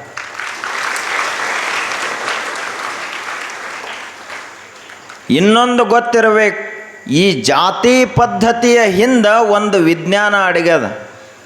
ಯಾಕೆ ಬಂತದು ಜಾತಿ ಪದ್ಧತಿ? ಇದೇನು ಹುಟ್ಟಿನಿಂದ ಇಂಥ ಜಾತಿಯವ ಅಂತಿಲ್ಲ ಜಗತ್ತಿನಲ್ಲಿ. ಮೊಟ್ಟ ಮೊದಲ ಈ ಜಗತ್ತಿನಲ್ಲಿ ಒಟ್ಟು 2 ಜಾತಿಗಳು, ಒಂದು ಸಸ್ಯಾಹಾರಿಗಳದು, ಇನ್ನೊಂದು ಮಾಂಸಾಹಾರಿಗಳದು. ಸಸ್ಯಾಹಾರಿಗಳು ಬಹಳ ಸೂಕ್ಷ್ಮಿದ್ರು. ಇವರೇನು ಮಾಡಿದರು ಅಂದ್ರೆ ಮಾಂಸ ತಿನ್ನೋರನ್ನು ನೋಡಿ ಜಿಗುಪ್ಸಾ ಪಟ್ಕೊಂಡ್ರು, ಹೇಸ್ಕೊಂಡ್ರು. ಏನಪ್ಪ ಮಾಂಸ ತಿಂತಾರಲ್ಲ, ಅದಕ್ಕೆ ಅವರಿಗೆ ನಮಗೆ ಬೀಗತಾನಾಗೋದು ಬೇಡ, ಮಾತಾಡೋದು ಬೇಡ, ಅವ್ರ ನೀರು ನಾವು ಕುಡಿಯೋದು ಬೇಡ, ನಮ್ಮ ನೀರು ಅವರು ಕುಡಿಯೋದು ಬೇಡ, ಅವ್ರ ಮನೆಗೆ ನಾವು ಹೋಗೋದು ಬೇಡ, ನಮ್ಮ ಮನೆಗೆ ಅವರು ಬರೋದು ಬೇಡ, ಅವರಿಗೆ ನಮಗೆ ಒಟ್ಟ ಸಂಬಂಧನ ಇಲ್ಲ. ಅವರು ಪಶುಗಳ ಹಾಗೆ ಬದುಕ್ತಾರ, ನಾವು ದೇವರ ಹಂಗೆ ಬದುಕ್ತೀವಿ, ಅದಕ್ಕೆ ಅವರಿಗೆ ನಮಗೆ ಯಾವ ಸಂಪರ್ಕ ಇಲ್ಲ ಅಂತ ಹಿಂದಿನವರು ಮಾಡಿದ್ರು. ಕ್ರಮೇಣದಲ್ಲಿ ಏನಾಯಿತು ಅಂದ್ರೆ ಮಾಂಸ ತಿನ್ನುವಂಥವನ ಮನೆಯಲ್ಲಿಯೇ ಮಾಂಸ ತಿನ್ನಲಾರ್ದಂಥವ ಹುಟ್ಟಿದ, ಅವ ಚಲೋ ಇದ್ದ. ಇನ್ನು ಮಾಂಸವನ್ನು ಎಂದಿಗೂ ಮುಟ್ಟಲಾರದಂಥವನ ಮನೆಯಲ್ಲಿ ಮಾಂಸ ತಿನ್ನವ ಹುಟ್ಟಿದ. ಆದರೂ ಕೂಡ ಇವ ಮೇಲ್ಜಾತಿಯವನಾದ, ಅವ ಕೆಳಜಾತಿಯವನಾದ. ಇಲ್ಲಿಂದ ಗದ್ದಲ ಪ್ರಾರಂಭ ಆಯಿತು. ಬಸವಣ್ಣನವರು ಎಷ್ಟು ದೊಡ್ಡ ಬದಲಾವಣೆಯನ್ನು ಮಾಡಿದರು. ಅವರು ಅಷ್ಟು 2 ಮಾಡಿದರು ಬಸವಣ್ಣವರು. ಒಂದು ಭಕ್ತರು, ಇನ್ನೊಂದು ಭವಿಗಳು. ಯಾರು ಮಾಂಸಾಹಾರ ಸೇವನೆ ಮಾಡುವುದಿಲ್ಲ, ಹಣೆಗೆ ವಿಭೂತಿ ಹಚ್ಕೋತಾರ, ಕೊರಳಲ್ಲಿ ಲಿಂಗ ಕಟ್ಟಿರ್ತಾರ, ಅವರು ಭಕ್ತರು. ಇನ್ನು ಯಾರು ಲಿಂಗ ಕಟ್ಟಿಕೊಂಡಿಲ್ಲ, ವಿಭೂತಿ ಹಚ್ಕೊಂಡಿಲ್ಲ, ಮಾಂಸ ತಿಂತಾರ, ಸುಳ್ಳು ಹೇಳ್ತಾರ, ಕಳವು ಮಾಡ್ತಾರ, ಯಾರ ದೃಷ್ಟಿ ಬಹಳಷ್ಟು ಮಲಿನ ಆಗ್ಯದಲ್ಲ ಅಂಥವರೇ ಭವಿಗಳು ಅಂತ ಇವು 2 ಮಾಡಿದರು ಬಸವಣ್ಣನವರು. ಆದ್ದರಿಂದ ಅಂತಹ ಬಸವಣ್ಣನವರು ಅನುಭವ ಮಂಟಪವನ್ನು ಯಾವ ರೀತಿಯಾಗಿ ಕಟ್ಟಿದರು, ಅಲ್ಲಿ ಚರ್ಚೆ ಯಾವ ರೀತಿಯಾಗಿ ನಡೀತಾ ಇತ್ತು, ಅನುಭವ ಮಂಟಪದ ಹಿರಿಮೆ ಏನು ಅನ್ನುವುದರ ಕುರಿತು ಒಂದು ತತ್ವಪದ.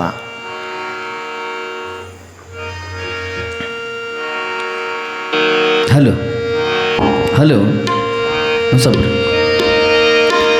ಕಲ್ಯಾಣ ನಾಡ ಕಲ್ಯಾಣ ನಾಡ ಕೈ ಮಾಡಿ ಕರಿತಿದೆ ಮತ್ತೆ ಬಾರಣ್ಣ. ಕನ್ನಡ ನಾಡಿನ ಪುಣ್ಯ ನೆಲದಲ್ಲಿ ಹರಸು ನಿನ್ನ ಕಿರಣ. ಸಪಿಕಾಡು ಕಲ್ಯಾಣ ನಾಡ ಕಲ್ಯಾಣ ನಾಡ ಕೈ ಮಾಡಿ ಕರಿತಿದೆ ಮತ್ತೆ ಬಾರಣ್ಣ. ಕಲ್ಯಾಣ ನಾಡ ಕೈ ಮಾಡಿ ಕರಿತಿದೆ ಮತ್ತೆ ಬಾರಣ್ಣ. ಕನ್ನಡ ನಾಡಿನ ಪುಣ್ಯ ನೆಲದಲ್ಲಿ ಬೆಳಗು ನಿನ್ನ ಕಿರಣ. ಕನ್ನಡ ನಾಡಿನ ಪುಣ್ಯ ನೆಲದಲ್ಲಿ ಬೆಳಗು ನಿನ್ನ ಕಿರಣ. ಕಾಯಕ ಮಾಡಿ ಲಿಂಗ ಪೂಜಿಸಿ ಗೈದೆ ಶಿವನ ಧ್ಯಾನ. ಕಾಯಕ ಮಾಡಿ ಲಿಂಗ ಪೂಜಿಸಿ ಗೈದೆ ಶಿವನ ಧ್ಯಾನ. ಕಲ್ಯಾಣದಣ್ಣ ಬಾರೋ ಬಸವಣ್ಣ ನೀನೇ ನೀ ಶರಣ. ಕಲ್ಯಾಣದಣ್ಣ ಬಾರೋ ಬಸವಣ್ಣ ನೀನೇ ನಿಜ ಶರಣ. ಕಲ್ಯಾಣ ನಾಡ ಕಲ್ಯಾಣ ನಾಡ ಕೈ ಮಾಡಿ ಕರಿತಿದೆ ಮತ್ತೆ ಬಾರಣ್ಣ. ಕಲ್ಯಾಣ ನಾಡ ಕೈ ಮಾಡಿ ಕರಿತಿದೆ ಮತ್ತೆ ಬಾರಣ್ಣ. ಕನ್ನಡ ನಾಡಿನ ಪುಣ್ಯ ನೆಲದಲ್ಲಿ ಬೆಳಗು ನಿನ್ನ ಕಿರಣ.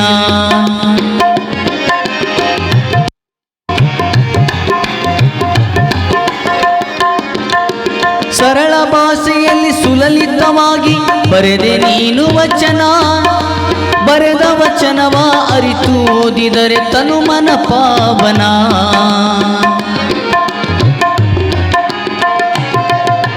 ಸರಳ ಭಾಷೆಯಲ್ಲಿ ಸುಲಲಿತವಾಗಿ ಬರೆದೆ ನೀನು ವಚನ. ಬರೆದ ವಚನವ ಅರಿತು ಓದಿದರೆ ತನು ಮನ ಪಾವನ.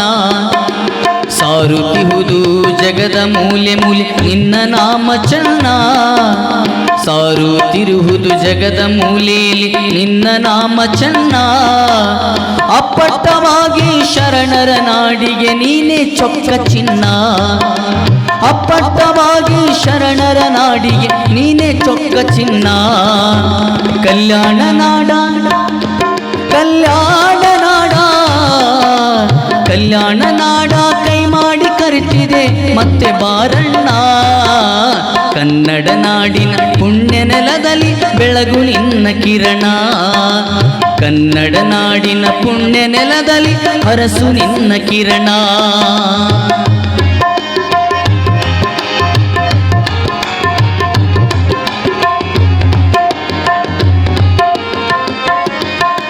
ಸತ್ಯ ವಿನಯದಿ ಕಾಯಕ ಮಾಡಿ ಹೆಸರು ಗಳಿಸಿದಾತ. ನಿತ್ಯ ನೇಮವ ತಪ್ಪದೆ ಲಿಂಗ ಪೂಜೆ ಮಾಡಿದಾತ.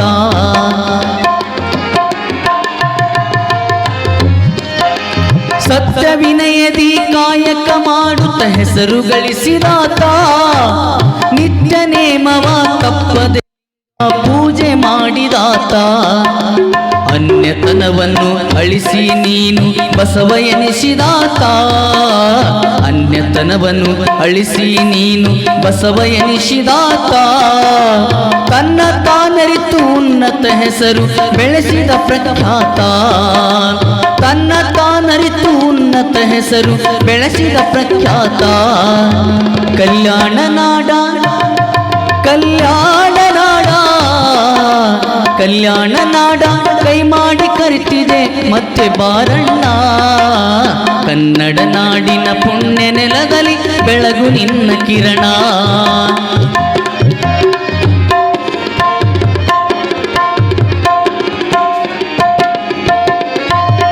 ಸಕಲ ಜೀವಿಯಲ್ಲಿ ಸಮಭಾವನೆ ತಿಳಿಸಿದ ಬಸವೇಶ. ಸದ್ವಿಚಾರ ಮಾರ್ಗ ಬಾಳುತ್ತಾ ಬಾಳು ಕಳೆದಾತ.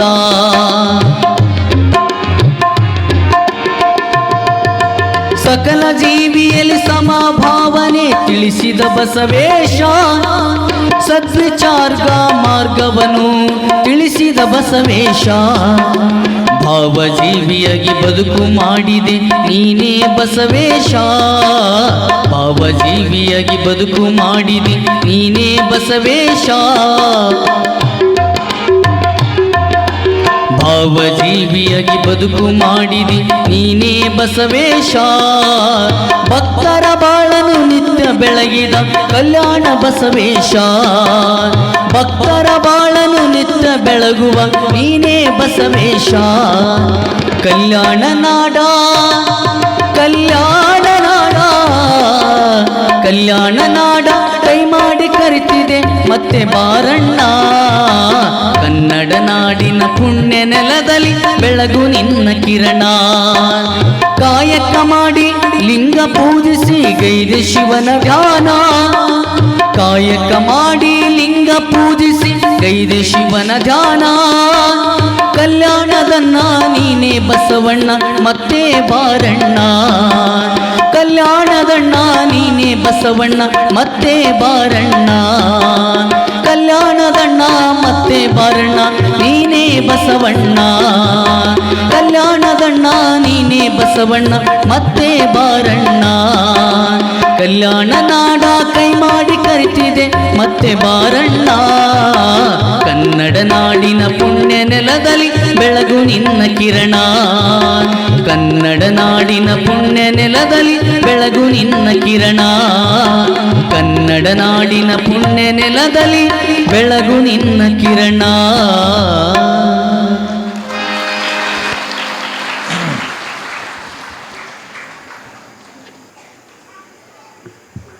ಬಸವಣ್ಣನವರು ಒಂದು ಕಟ್ಟುನಿಟ್ಟಾದ ನಿಯಮ ಅವರದೆತ್ತ ಜೀವನದಲ್ಲಿ. ಅದು ಯಾವುದು ಅಂದರೆ, ನಾನು ದುಡಿಯಲಾರದೆ ಇರುವಂತಹ ಒಂದು ಪೈಸಾ ಸಹಿತ ನನ್ನದಲ್ಲ. ಈ ನಿಯಮ ನಾವೆಲ್ಲರೂ ಪಾಲಿಸಬೇಕು. ಹೊನ್ನಿನೊಳಗೆ ಒಂದೊರೆಯ, ಅನ್ನದೊಳಗೆ ಒಂದಗುಳ, ಇಂದಿಂಗೆ ನಾಳಿಂಗೆ ಬೇಕೆಂದೆನಾದಡೆ ನಿಮ್ಮಾಣೆ ನಿಮ್ಮ ಪ್ರಮಥರಾಣೆ. ಕೂಡಲ ಸಂಗಮ ದೇವ ನಿಮ್ಮ ಶರಣರಿಗಲ್ಲದೆ ಮಾಡುವ ಅರ್ಥ ವ್ಯರ್ಥ ಕಂಡಯ್ಯ. ಅವ್ರು ಹೇಳ್ತಾರ, ಬಂಗಾರದ ಅಂದ್ರೆ ಅದರಲ್ಲಿನ ಒಂದು ಗುಂಜಿಯಷ್ಟು ಕೂಡ ನಾನು ನನ್ನದಲ್ಲದ ಬಂಗಾರವನ್ನು ಮುಟ್ಟುವುದಿಲ್ಲ. ಇದು ಯಾವ ಸ್ಥಾನದಲ್ಲಿ ಕುಂತು ಹೇಳತ್ತಾರ? ಪ್ರಧಾನಮಂತ್ರಿ ಅವರು. ಇಡೀ ರಾಜ್ಯದ ಬೊಕ್ಕಸ ಎಲ್ಲ ಅವ್ರ ಕಡೆಗೆತ್ತು, ಇಡೀ ರಾಜ್ಯದ ಸಂಪತ್ತೆಲ್ಲ ಅವ್ರ ಕಡೆಗೆತ್ತು, ರೊಕ್ಕದ ತಿಜೋರಿ ಕೈನ ಅವ್ರ ಕೈಯಲ್ಲಿತ್ತು. ನಮಗೂ ಅಕಸ್ಮಾತ್ ಏನಾದರೂ ರಾಜ್ಯದ ಕೀಲಿ ಕೈ ಕೊಟ್ರಂತ ಇಟ್ಕೊಳ್ಳೋನು. ಕೊಟ್ಟಿಲ್ಲ, ಕೊಡಂಗೂ ಇಲ್ಲ ಸದ್ಯದಾಗ, ಆದ್ರೆ ಕೊಟ್ರಂತ ತಿಳ್ಕೊಳ್ಳೋನು. ಕೊಟ್ರಂದ್ರೆ ಈಗ ಏನೂ ಇರ್ಲಾರ್ದನ ಹಿಟ್ಟಿನ ಡೆಬ್ಬ್ಯಾಗ ಮುಚ್ಚಿಡ್ತಾರ, ರೊಟ್ಟಿ ಇದ್ರಾಗ ಮುಚ್ಚಿಡ್ತಾರ, ಎಲ್ಲೆಲ್ಲೋ ಮುಚ್ಚಿಟ್ಟಿರ್ತಾರೆ ತಾಯಂದಿರು. ಅವರೇ ನೀವು ಕುಡ್ದು ಹಾಳು ಮಾಡ್ತಾವಂತ ಮುಚ್ಚಿಡ್ತಾರೆ, ಆ ಮಾತು ಬೇರೆ. ಆದ್ರೆ ಆರ್ಥಿಕ ದೃಷ್ಟಿಯಿಂದ ಸ್ವಚ್ಛ ಇರೋದು ಬಹಳ ಮಹತ್ವದ್ದದ. ನಾವು ಹೆಂಗಂದ್ರೆ ಎಲ್ಲಿವರೆಗೆ ಅವೆಲ್ಲ ದೂರದವಲ್ಲ ಅಲ್ಲಿ ತನಕ ಬಹಳ ಸ್ವಚ್ಛ. ಯಾವಾಗ ಧರೆ ಧನ ವನಿತೆಯರು ಸೋಂಕಲು ಯಾವಾಗ ಇವ್ರದ್ದು ಗೊತ್ತಾಗ್ತದಂತ ಹೇಳ್ತಾರೆ. ಇವನ ಕೈಯಲ್ಲಿ ಅಧಿಕಾರ ಕೊಟ್ಟಿಲ್ಲ, ಬಹಳ ಚಲೋ ಮನುಷ್ಯ ಅದಾನ. ಒಂದು ಸ್ವಲ್ಪ ಅಧಿಕಾರ ಕೊಟ್ಟು ನೋಡು, ಅವಾಗೂ ಅವ ಸರಿಯಾಗಿ ಉಳ್ದ ಅಂದ್ರೆ ಅವಾಗ ಅವ ಚಲೋ ಮನುಷ್ಯ ಅಂತ ಕರಿಬೇಕು. ಅವನ ಕೈಯಲ್ಲಿ ರೊಕ್ಕ ಕೊಟ್ಟು ನೋಡಬೇಕು, ಅವ ಸರಿಯಾಗಿ ಉಳ್ದ ಅಂದ್ರೆ ಚಾರಿತ್ರ್ಯವಂತ ಅಂತ ತಿಳ್ಕೋಬೇಕು. ಇದೇನು ಸಾಮಾನ್ಯ ಕೆಲಸ ಅಲ್ಲ. ಅದಕ್ಕೆ ಅವರು ಬಸವಣ್ಣವ್ರು ಹೇಳ್ತಾರ, ಇಂದಿಂಗೆ ನಾಳಿಂಗೆ ಬೇಕೆಂದನಾದಡೆ ನಿಮ್ಮ ಆಣೆ ನಿಮ್ಮ ಪ್ರಮಥರಾಣೆ. ನಾನೇನಾದರೂ ಇದೇನು ರೊಕ್ಕದಲ್ಲ, ಇದನ್ನು ಇಂದಿಗೆ ಅಂಥೇಳಿ, ನಾಳೆ ಸಲುವಾಗಿ ಅಂಥೇಳಿ, ಮಕ್ಕಳ ಸಲುವಾಗಿ ಅಂಥೇಳಿ ಏನಾದರೂ ತೆಗೆದು ಇಟ್ನಿ ಅಂದ್ರೆ ನಿಮ್ಮ ಆಣೆ, ನಿಮ್ಮ ಆಣೆ ಅಂದ್ರೆ ಪರಮಾತ್ಮನ ಆಣೆ, ದೇವರ ಆಣೆ. ಪ್ರಮಥರ ಆಣೆ ಅಂದ್ರೆ ಶಿವಶರಣರ ಪಾದ ಸಾಕ್ಷಿಯಾಗಿ ಹೇಳ್ತೀನಿ, ನಾನು ಇನ್ನೊಬ್ಬರ ರೊಕ್ಕ ಮುಟ್ಟುವುದಿಲ್ಲ ಅಂತ ಹೇಳ್ತಾರ. ನಾವೇನಾದರೂ ಹಿಂಗೆ ಪ್ರತಿಜ್ಞೆ ಮಾಡ್ಲಿಕ್ಕೆ ಸಾಧ್ಯದನೋ ಹೇಗ? ಒಬ್ಬ ಸೇವಕ ಇದ್ದ, ದೊಡ್ಡ ಶ್ರೀಮಂತರ ಮನೆಯಲ್ಲಿ 30 ವರ್ಷದಿಂದ ದುಡಿತಾ ಇದ್ದ. ಅವರು ಶ್ರೀಮಂತ ಭಾಳ ಚಲೋ ಇದ್ದ. ಇವನನ್ನು ಆಳ ಮನುಷ್ಯ ಅಂತ ನೋಡ್ತಿರ್ಲಿಲ್ಲವ, ನನ್ನ ಮಗನ ಸಮಾನ ಅಂತ ನೋಡ್ತಿದ್ದವ. ಯಾಕಂದ್ರೆ ಅಷ್ಟು ವಿಶ್ವಾಸ ಇತ್ತು. ಅವನು ಹಂಗೆ ವಿಶ್ವಾಸಿಕನಾಗೇ ದುಡಿತಾ ಇದ್ದ. ನಾ ಆಳಂತ ಅವನು ತಿಳ್ಕೊಂಡಿರಲಿಲ್ಲ, ಇವ ನನ್ನ ಆಳಂತ ಮಾಲಕನು ತಿಳ್ಕೊಂಡಿರಲಿಲ್ಲ. ಅಷ್ಟು ಚಲೋ ಇತ್ತು ಅವರಿಬ್ಬರದು ಸಂಬಂಧ. 30 ವರ್ಷ ಅವನು ದುಡ್ದ, ಇವನು 30 ವರ್ಷ ಅವನಿಗೆ ಹಿಂಗೆ ಎತ್ತಿ ಪಗಾರ ಎಂದು ಕೊಡಲಿಲ್ಲ. ನಿನಗೆ ಏನು ಅವಶ್ಯಕತೆ ಅದ ಎಲ್ಲ ತಗೊಂಡು ಹೋಗು ಅಂತ ಮಾಲಕ್ ಹೇಳ್ತಾ ಇದ್ದ. ಇದ್ರೆ ಹಂಗೆ ಹಿಂದೆ ಸಾವುಕಾರು ಹಂಗೆ ಇದ್ದರು, ಆಳುಗಳು ಹಂಗೆ ಇದ್ದು ಮೊದಲು. ಆ ಬಳಿಕ 30 ವರ್ಷ ಆದ ನಂತರ ಒಬ್ಬ ಕಳ್ಳ ಈ ಸಾವುಕಾರ ಮನೆ ತುಡುಗು ಮಾಡಬೇಕು ಅಂತ ಪ್ಲ್ಯಾನ್ ಮಾಡಿದವ. ದೊಡ್ಡ ಸ್ಕೇಲ್ ಇರ್ತಾವೆ ಕಳ್ತನ ಮಾಡೋರದು. ಸಣ್ಣ ಪುಟ್ಟು ಮನೆ ತುಡುಗು ಮಾಡಿದ್ರೆ ವರ್ಷಗಟ್ಟಲೆ ಮಾಡಬೇಕಾಗ್ತದೆ. ಒಮ್ಮೆ ಸಾವುಕಾರದೊಂದು ಮನೆ ಕಳ್ತನ ಮಾಡಿದೀವಿ ಅಂದರೆ ಇಡೀ ಜೀವನ ತುಂಬ ಆರಾಮಿರ್ಬೋದು ಅಂತ ಕಳ್ಳ ಪ್ಲ್ಯಾನ್ ಹಾಕಿದ. ಹಂಗಾದ್ರೆ ಈ ಸಾವುಕಾರ ಮನೆ ಕಳ್ತನ ಮಾಡಬೇಕಾದ್ರೆ ಮೊದಲು ನಾ ಏನು ಮಾಡಬೇಕು? ಇವೇನು ಚಾಕ್ರಿ ಅದಾನಲ್ಲ ಕೂಲಿ ಆಳ, ಇವನು ದೋಸ್ತಿ ಮಾಡಬೇಕು ಅಂತ ಅವನು ದೋಸ್ತಿ ಮಾಡಿದ. ಅವನಿಗೆ ಹಂಗೆ ಹೇಳ್ರೆ ಕೇಳೋದಿಲ್ಲಲ್ಲ, ಅವನು ಬ್ರೇನ್ ವಾಶ್ ಮಾಡಬೇಕು, ಅವನ ಮನಸ್ಸು ಪರಿವರ್ತನೆ ಮಾಡಬೇಕು ಅಂತ ಹೇಳಿದ. ಅಲ್ಲೋ ಹುಚ್ಚ ಅಂದವ, ನಿನಗೂ ಹೆಂಡ್ರದಾರ, ಮಕ್ಕಳದಾವ, ನಿಂದು ಒಂದು ಮನೆ ಅದ, ನಿಂದು ಒಂದು ಪ್ರಪಂಚದ. 30 ವರ್ಷ ಆತು ಇದ ಮನ್ಯಾಗ ದುಡಿಲ ಹತ್ತೈತಿ, ದುಡ್ದ ಸಣ್ಣಾಗಿ ಹೋದಿ, ಇನ್ನೊಂದು 10 ವರ್ಷ ಆದ್ರೆ ಮಣ್ಣಾಗಿ ಹೋಗುತ್ತೆ ಅಂತ ಹೇಳಿದ. ನೀನು ಹಿಂಗೆ ದುಡ್ಕೋತ ಏನು ಮಾಡವ? ನಿನ್ನಂತೂ ಮಾಲಕ್ ಮಾಡಂಗಿಲ್ಲ, ನೀನ ಮಾಲಕ್ ಅಂತ ಅನ್ಕೋತ ಹೊಂಟಾನ ಅಷ್ಟ. ಅದಕ್ಕೆ ನಿನಗೊಂದು ಚಲೋ ಉಪಾಯ ಹೇಳ್ತೀನಿ ಅಂತಂದವ ಕಳ್ಳ. ಏನಪ್ಪ ಹೇಳು ಅಂತಂದೇವ. ನೀ ಅನ್ನೋದು ಬರೋಬ್ಬರಿ ಅದ, ನಾ 30 ವರ್ಷ ಆತು ದುಡ್ದು, ನೀ ಏನೂ ಉಪಯೋಗ ಆಗಿಲ್ಲ ಅಂದವ. ಆಯ್ತು ಹೇಳಪ್ಪ ಉಪಾಯ. ಏನಿಲ್ಲ, ಅಲ್ಲಿ ಮನೆಯಲ್ಲಿ ಎಲ್ಲೆಲ್ಲಿ ಬಂಗಾರದ, ಎಲ್ಲೆಲ್ಲಿ ರೊಕ್ಕ ಇಟ್ಟಾರ, ಅಷ್ಟೇ ಅಲ್ಲದೆ ತಿಜೋರಿ ಚಾವಿ ಎಲ್ಲೆಲ್ಲಿ ಅದಾವ, ಏನೇನದಾವ ಎಲ್ಲ ಹೇಳು ಅಂತಂದವ. ಆಯಿತು, 1 ವಾರ ಸಮಯ ಕೊಡು ಅಂತ ಅವ ಅಂದ. 1 ವಾರದೊಳಗೆ ಅವ ಮಾಲಕ್ಕಿರ್ಲಾರ್ದಾಗ ತಿಜೋರಿ ಚಾವಿ ಎಲ್ಲ ಚಾವಿ ಮಾಡೋವನ ಕಡೆ ಓದಿ ಕೊಟ್ಟರು. ಅವ ಡುಪ್ಲಿಕೇಟ್ ಮಾಡಿ ತಂದು ಕೊಟ್ಟ. ಎಲ್ಲ ಚಾವಿ ಬಂದು ಎಲ್ಲೆಲ್ಲಿ ಜಾಗದ ಎಲ್ಲ ಒಂದು ಚಲೋ ಬಿಳಿ ಹಾಳಿ ಮೇಲೆ ಪ್ಲ್ಯಾನ್ ಹಾಕಿ ಕೊಟ್ಟ. ಒಂದು ದಿವಸ ರಾತ್ರಿ ಸಮಯ 12-1 ಗಂಟೆ ಸಮಯ ಆಗಿತ್ತು. ಕಳ್ಳ ಮತ್ತು ಆಳ ಮನುಷ್ಯ ಇದ್ಲ, ಇಬ್ಬರು ಕೂಡೇ ಬಂದರು. ಬಂದ ಕೂಡಲೇನ ಆ ಮನೆಯಲ್ಲಿ ಒಂದು ದೊಡ್ಡ ನಾಯಿ ಇತ್ತು. ಅದು ಮಾಲಕ ಸಾಕಿದ ನಾಯಿ. ಈ ನಾಯಿನಟ್ಟು ಮಳ್ಳು ಮಾಡಬೇಕಲ್ಲ, ಆಳ ಮನುಷ್ಯನಂತೂ ಮಳ್ಳು ಮಾಡಿದ್ದ, ನಾಯಿನ ಮಳ್ಳು ಮಾಡೋ ಸಲುವಾಗಿ ಅಂತ ಬಿಸ್ಕಿಟ್ ತಂದಿದ್ದ. ಆ ಬಿಸ್ಕಿಟ್ಟ ನಾಯಿ ಮುಂದೆ ಒಗದ ಕೂಡಲೇ ನಾಯಿ ಒಂದು ಮಾತು ಹೇಳಿತು, ನಿನ್ನ ಈ ಬಿಸ್ಕಿಟ್ಗೆ ಬಲಿ ಆಗ್ಲಾಕ ನಾ ಏನು ಆಳ ಮನುಷ್ಯ ಏನು, ನಾ ನಿಜವಾದ ಮನೆ ಮಾಲಕ ಅಂತ ನಾಯಿ ಹೇಳಿತದು. ನಿನ್ನ ಬಿಸ್ಕಿಟ್ ಏನಿದ್ರು ಅಲ್ಲೇ ಕೂಲಿ ಆಳುಗಳಿಗೆ ನನ್ನ ಮಾಲಕನ ಸಲುವಾಗಿ ನನಗೆ ಒಂದು ತುತ್ತು ರೊಟ್ಟಿ ಅವ ಉಣಿಸ್ಯಾನಂದ ಬಳಿಕ ನಾನು ಅವನ ಮನೆಯನ್ನು ಕಾವಲ ಮಾಡ್ತೀನಿ ಹೊರತು ನಾ ತುಡುಗು ಮಾಡುವುದಿಲ್ಲ ಅಂತ ನಾಯಿ ಹೇಳಿತು. ಅಂದರೆ ಇದರ ಮ್ಯಾಲಿನಿಂದ ಮನುಷ್ಯನಕ್ಕಿಂತ ನಾಯಿ ಶಾಣೆ ಅಂತ ಅರ್ಥ ಆತಲ್ಲ. ಮನುಷ್ಯ ದಡ್ಡ ಆದ, ನಾಯಿ ಶಾಣೆ ಆತು, ವಿಶ್ವಾಸಿಕ ಆಯಿತು. ಅವಾಗ ಈ ಮಾತ ಅವಾಗ ತಿಳಿತ್ತು ಕೂಲಿ ಆಳಿಗೆ.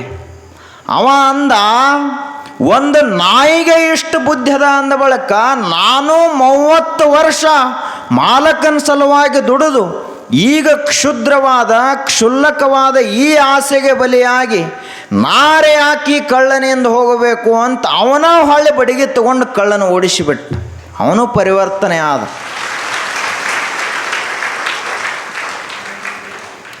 ನೋಡ್ರಿ ಹೆಂಗಿರ್ತದ. ಸಂಪತ್ತು ಬಹಳ ಸರಿ ಅಲ್ಲದು.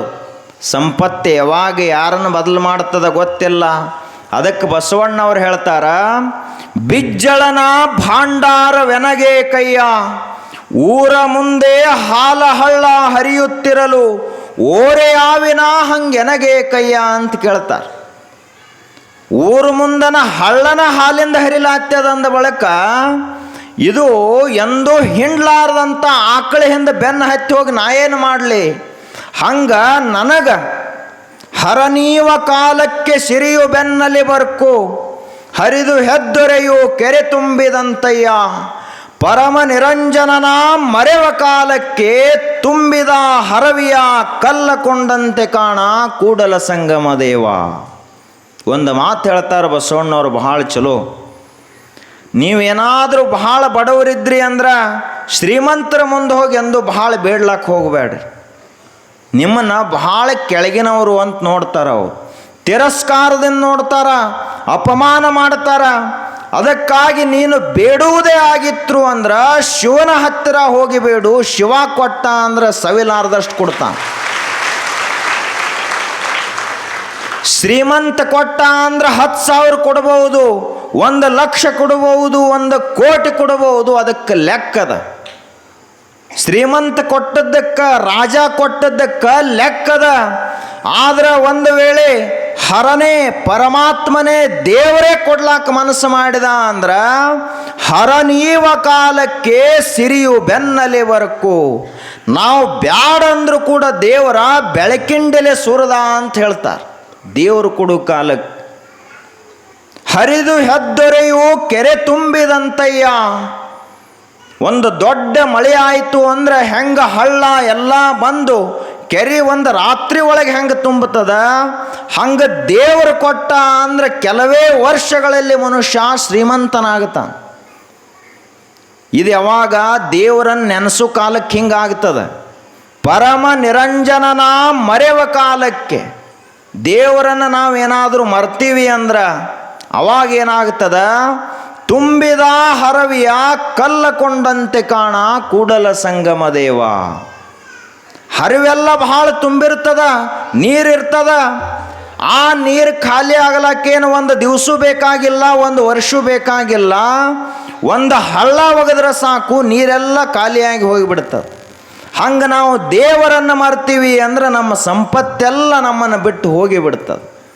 ಅದಕ್ಕೆ ಬಸವಣ್ಣವ್ರು ಹೇಳ್ತಾರ, ಪರಮಾತ್ಮನೇ ನೀನೇ ಹಾಲಿನ ಹಳ್ಳಾಗಿ ಹರಿಯುವಾಗ ನಾಯಾಕ ಬಿಜ್ಜಳನ ಸಂಪತ್ತನ್ನು ಆಶೆ ಮಾಡಲಿ. ಇಂತಹ ನಿಲುವು ಬಸವಣ್ಣನವರದಿತ್ತು. ಆ ಬಸವಣ್ಣನವರು ಒಂದು ದಿನ ರಾತ್ರಿಯ ವೇಳೆಯಾಗಿತ್ತು, ಮಲ್ಕೊಂಡಿದ್ರು. ಅವರ ಧರ್ಮಪತ್ನಿ ನೀಲಾಂಬಿಕೆ ಮತ್ತು ಗಂಗಾಂಬಿಕೆ ಅಂತಿಬ್ಬರು ಮಲ್ಕೊಂಡಿದ್ರು. ಮಲ್ಕೊಂಡಾಗ ಒಬ್ಬ ಕಳ್ಳ ಬಂದ ಕೂಡಲೇನ ಮನೆಯೆಲ್ಲ ಹುಡ್ಕಾಡ್ಯದ, ಏನೂ ಸಿಗಲಿಲ್ಲ. ಕೊನೆಗೆ ಬಸವಣ್ಣನವರ ಧರ್ಮ ಪತ್ನಿ ನೀಲಾಂಬಿಕಾ ಮಲ್ಕೊಂಡಿದ್ರು. ಕೊರಳಲ್ಲಿ ಬಂಗಾರದ ಸರ, ಕಿವಿಯಲ್ಲೆಲ್ಲ ಬಂಗಾರದ ಆಭರಣಗಳಿದ್ದು. ಕಳ್ಳ ನೋಡಿದ, ಇವರಿಗೆಲ್ಲ ಜೋರಾಗಿ ನಿದ್ರೆ ಹತ್ತಿತ್ತು. ಆ ಬಂಗಾರದ ಆಭರಣಗಳನ್ನು ಕಳ್ತನ ಮಾಡ್ಲಿಕ್ಕೆ ಹೋದ. ಅಷ್ಟರಲ್ಲೇ ಅವರಿಗೆ ನೀಲಾಂಬಿಕೆ ಅವರಿಗೆ ಎಚ್ಚರ ಆಯಿತು. ಆದಾಗ ಕಳ್ಳ ಬಂದಾನ ಅಂತ ಅವರು ಜೋರಾಗಿ ಕಿರ್ಚ್ಕೊಂಡ್ರು, ಚೀರಿದರು. ಆಗ ಮಗ್ಗಲದಲ್ಲೇ ಬಸವಣ್ಣವರು ಮಲ್ಕೊಂಡಿದ್ರು. ಅವ್ರಿಗೆ ಎಚ್ಚರ ಆಯಿತು. ಎದ್ದು ನೋಡ್ತಾರ, ಕಳ್ಳ. ಅವ ಓಡ್ಲಾಕ್ ಚಾಲೋ ಮಾಡಿದ, ಎಲ್ಲ ಆಭರಣ ಇಲ್ಲೇ ಬಿಟ್ಟು. ಆವಾಗ ಬಸವಣ್ಣವರು ಅಂದರು, ಒಡನಿರ್ದ ಸತಿಯಂದು ನೆಚ್ಚಿರ್ದೆನಯ್ಯ, ಕೈ ವಿಡಿದ ಸತಿಯಂದು ನಂಬಿರ್ದೆನಯ್ಯ, ಕಳ್ಳನ ಮನೆಗೊಬ್ಬ ಬಲುಗಳ್ಳ ಬಂದಡೆ ಆತ ಕೂಡಲ ಸಂಗಮನಲ್ಲದೆ ಮತ್ತಾರು ಅಲ್ಲ ಅಂತ ಹೇಳಿದರು. ನಾವು ಕಳ್ಳರ ಅಲ್ಲೇನೆಲ್ಲರೂ? ನಮ್ಮ ಮನೆ ಮಗ್ಗಲ್ದಾಗ ಒಬ್ಬ 100 ವರ್ಷ ಬಡವನಾಗೇ ಸಾಯ್ತಾನ, ಅವಾಗೊಂದಿಷ್ಟು ಸಹಾಯ ಮಾಡೋದಿಲ್ಲ, ಎಲ್ಲ ನಮಗೆ ಇರಲಿ ಅಂತ ನಾವು ಕಬಳಿಸ್ಕೊಂಡು ಸಂಗ್ರಹ ಮಾಡಿ ಇಟ್ಕೊಂಡಿರ್ತೀವಿ. ಅದಕ್ಕೆ ಬಸವಣ್ಣವರಂದರು, ಎಲೆ ನೀಲ, ನಿನ್ನ ಕಿವಿಯಲ್ಲಿರುವ ಆಭರಣಗಳನ್ನು ಈಗಿಂದೀಗಲೇ ಬಿಚ್ಚಿ ಕೊಟ್ಟು ಬಿಡು ಅಂತ ಹೇಳಿದರು ಬಸವಣ್ಣವರು. ಆ ಕಳ್ಳನನ್ನು ಕರೆಸಿ ನೀಲಾಂಬಿಕೆಯವರು ತಮ್ಮ ಕೊರಳಲ್ಲಿನ ಸರ, ಕಿವಿಯಲ್ಲಿನ ಆಭರಣ ಎಲ್ಲ ಎತ್ತಿ ಹಿಂಗೆ ಕೊಟ್ರ ಆ ಕಳ್ಳನಿಗೆ. ವಿಚಾರ ಮಾಡ್ರಿ, ಇತಿಹಾಸದಲ್ಲಿ ಇಂಥ ಘಟನಾ ನಡೆದಾವೇನು? ನಿಮ್ಮೂರಾಗ ಯಾರು ಹಿಂಗೆ ಅದಾರ ಏನು? ಮತ್ತು ಕಳ್ಳರು ಬಂದ್ರೆ ಬಾಗಿಲ ಹಾಕಿರಿ ಅಂದ್ರೆ ಮನ್ಯಾಗಿಂದ ಹೆಣನ ಹೋಗ್ಬೇಕು, ಒಂದು ಹಂಗೆ ಬಿಡ್ತೀರಿ. ಇಲ್ಲೊಬ್ಬ ಅದಾನ ಮನುಷ್ಯ ಬಸವಣ್ಣ, ಹೆಂಗೆ ಅದಾನಂದ್ರೆ ಕಳ್ಳ ಬಂದ್ರೆ ಎಲ್ಲನ ಕೊಟ್ಟುಬಿಟ್ಟು. ಅವಾಗ ಕಳ್ಳ ಏನಂದ, ಪಶ್ಚಾತ್ತಾಪ ಆಯ್ತು ಅವನಿಗೆ. ನಾನು ಕೂಡಲ ಸಂಗಮನಲ್ಲ, ಕಳ್ಳತನ ಮಾಡಬೇಕಂತ ಬಂದಿದ್ದೆ, ಆದ್ರೆ ಬಸವಣ್ಣನವರಲ್ಲಿರುವಂಥ ಉದಾರವಾದ ದೇವ ಸದೃಶ ಗುಣಗಳನ್ನು ನೋಡಿ ನನ್ನ ಮನಸ್ಸು ಪರಿವರ್ತನ ಆಯಿತು ಅಂತ ಆಭರಣ ಏನು ನೀಲಾಂಬಿಕೆಯವರು ಕೊಟ್ಟಿದ್ರು, ಅದನ್ನು ಬಸವಣ್ಣನವರ ಪಾದಗಳಿಗೆ ಹಾಕಿ ಸಾಷ್ಟಾಂಗ ನಮಸ್ಕಾರ ಹಾಕಿದ. ಇಂದಿನಿಂದ ನಾ ಕಳ್ಳತನ ಬಿಟ್ಟೆ ಅಂತ ಹೇಳಿದ.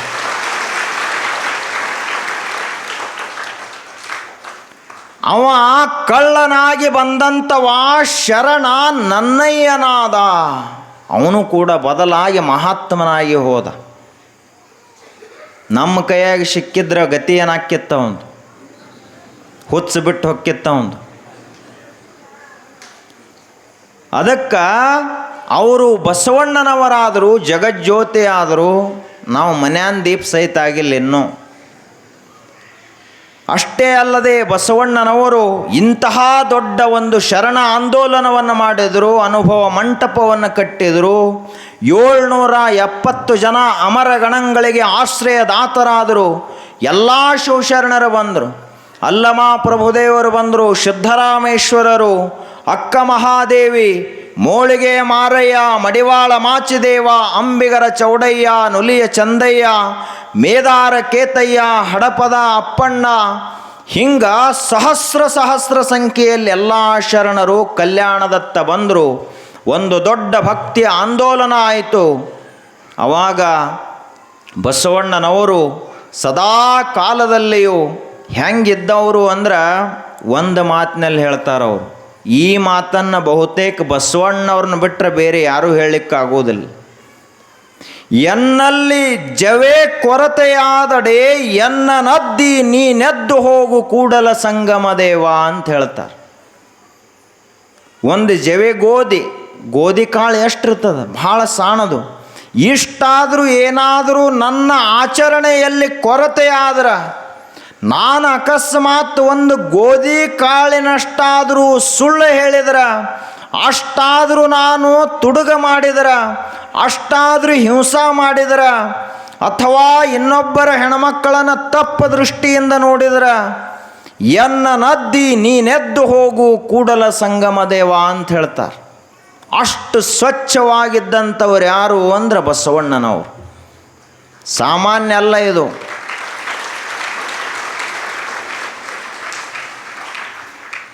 ಮುಂದಿನವರಷ್ಟು ಹೊಡಿತೀರಿ, ಹಿಂದಿನವರು ಬಸವಣ್ಣವ್ರಿಗೆ ನಮಗೆ ಏನಿಲ್ಲ ಅಂತಾರವ್ರು.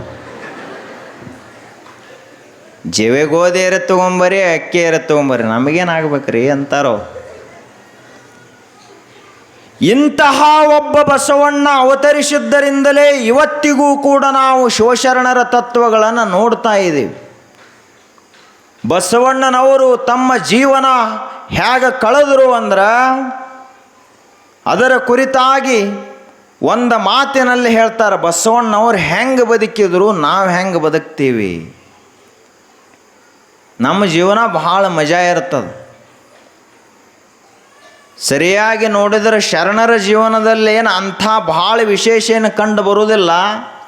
ಎಲ್ಲ ಗದ್ದಲಿರೋದು ನಮ್ಮ ಜೀವನದಾಗನ. ಎಲ್ಲ ಥರದ ನಾಟಕ ನಮ್ಮ ಜೀವನದಲ್ಲಿ ನಡೆದು ಹೋಗ್ತದೆ. ಮಹಾತ್ಮರ ಜೀವನ ಅಂದ್ರೆ ಈ ಕರಡಿ ಮಜಲದಲ್ಲಿ ಒಂದ ಸೋರ್ ಇರ್ತೈತೆ. ಅದು ಏನಂತಾರೆ ಅದಕ್ಕೆ, ಶ್ರುತಿ ಒಂದೇ ಇರ್ತೈತೆ. ಅದು ಕರಡಿ ಮಜಲದಲ್ಲಿ ಉದ್ದಿರ್ತೈತೆಲ್ಲ, ಅದು ಒಮ್ಮೆ ಹಿಡಿದ್ರು ಅಂದ್ರೆ ಮುಗಿತಕ್ಕ ಒಂದ ಸೂರ್ನಾಗ ಹೋಗಿಬಿಡ್ತಾರ. ಮಹಾತ್ಮರ ಜೀವನ ಅಂದರೆ ಒಮ್ಮೆ ಓಂ ನಮಃ ಶಿವಾಯ ಅಂದ್ರೆ ಸಾಯುವವರೆಗೆ ಓಂ ನಮಃ ಶಿವಾಯ ಅನ್ಕೋತ ಹೋಗಿಬಿಡ್ತಾರ. ಇದು ನಮ್ಮದೈತೆ ನೋಡಿ ಜೀವನ.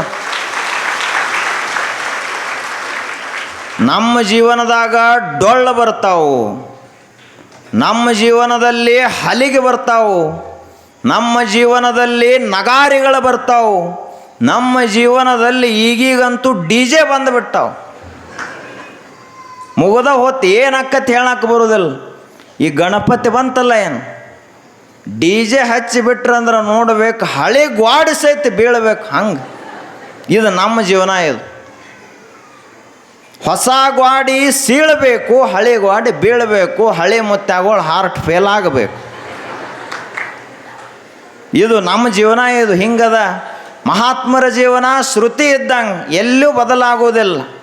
ಅಷ್ಟಂದ್ರೆ ಅಷ್ಟ. ಅದು ಒಂದು ಗೋಧಿ ಕಾಳು ಸಹಿತ ಈ ಕಡೆ ಆ ಕಡೆ ಆಗಿಲ್ಲ ನನ್ನ ಜೀವನ ಅಂತ ಸ್ವತಃ ಬಸವಣ್ಣನವರೇ ಹೇಳ್ತಾರಂದ ಬಳಕೆ ಹೆಂಗೆ ಬದುಕಿರಬಾರ್ದವರು ವಿಚಾರ ಮಾಡುವಂಗದ. ಒಬ್ಬ ರೈತ ಮನುಷ್ಯ ಭಾಳ ಜಿಪುಣಿದ್ದ.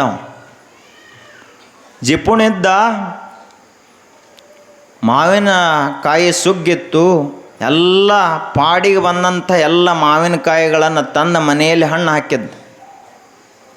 ಹಾಕಿದ್ದ. ಒಂದು ವಾರ ಆಯಿತು, ತೆಗೆದು ನೋಡಿದ, ಹಣ್ಣಾಗಿದ್ದು ಸಣ್ಣಂಗೆ ಒಂದೊಂದು ಹಂತ ಹಾಕಿದ್ದ.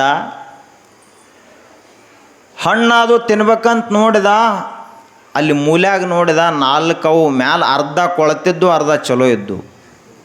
ಅವ ಅಂದ, ಹೆಂಗೂ ಇವು ಕೆಟ್ಟ ಹೊಕ್ಕವು, ಇನ್ನು ಏನು ಮಾಡೋನು ಅಂದ್ರೆ ಅವು 4 ಏನು ಮ್ಯಾಲೆ ಕೊಳ್ತಾವಲ್ಲ ಅಷ್ಟು ತೆಗಿನು, ಚಲೋ ತಿನ್ನೋನು ಅಂತಂದ. ಅವು 4 ಅರ್ಧ ಕೊಳ್ತಿದ್ದುಲ್ಲ ಅಷ್ಟು ತೆಗೆದ, ಚಲೋ ತಿಂದ. ಮರುದಿವ್ಸ ಬಂದು ನೋಡ್ತಾನ, ಮತ್ತೆ ಮ್ಯಾಲೆ 4 ಅರ್ಧ ಕೊಳ್ತಿದ್ದು, 4 ಚಲೋ ಇದ್ದು.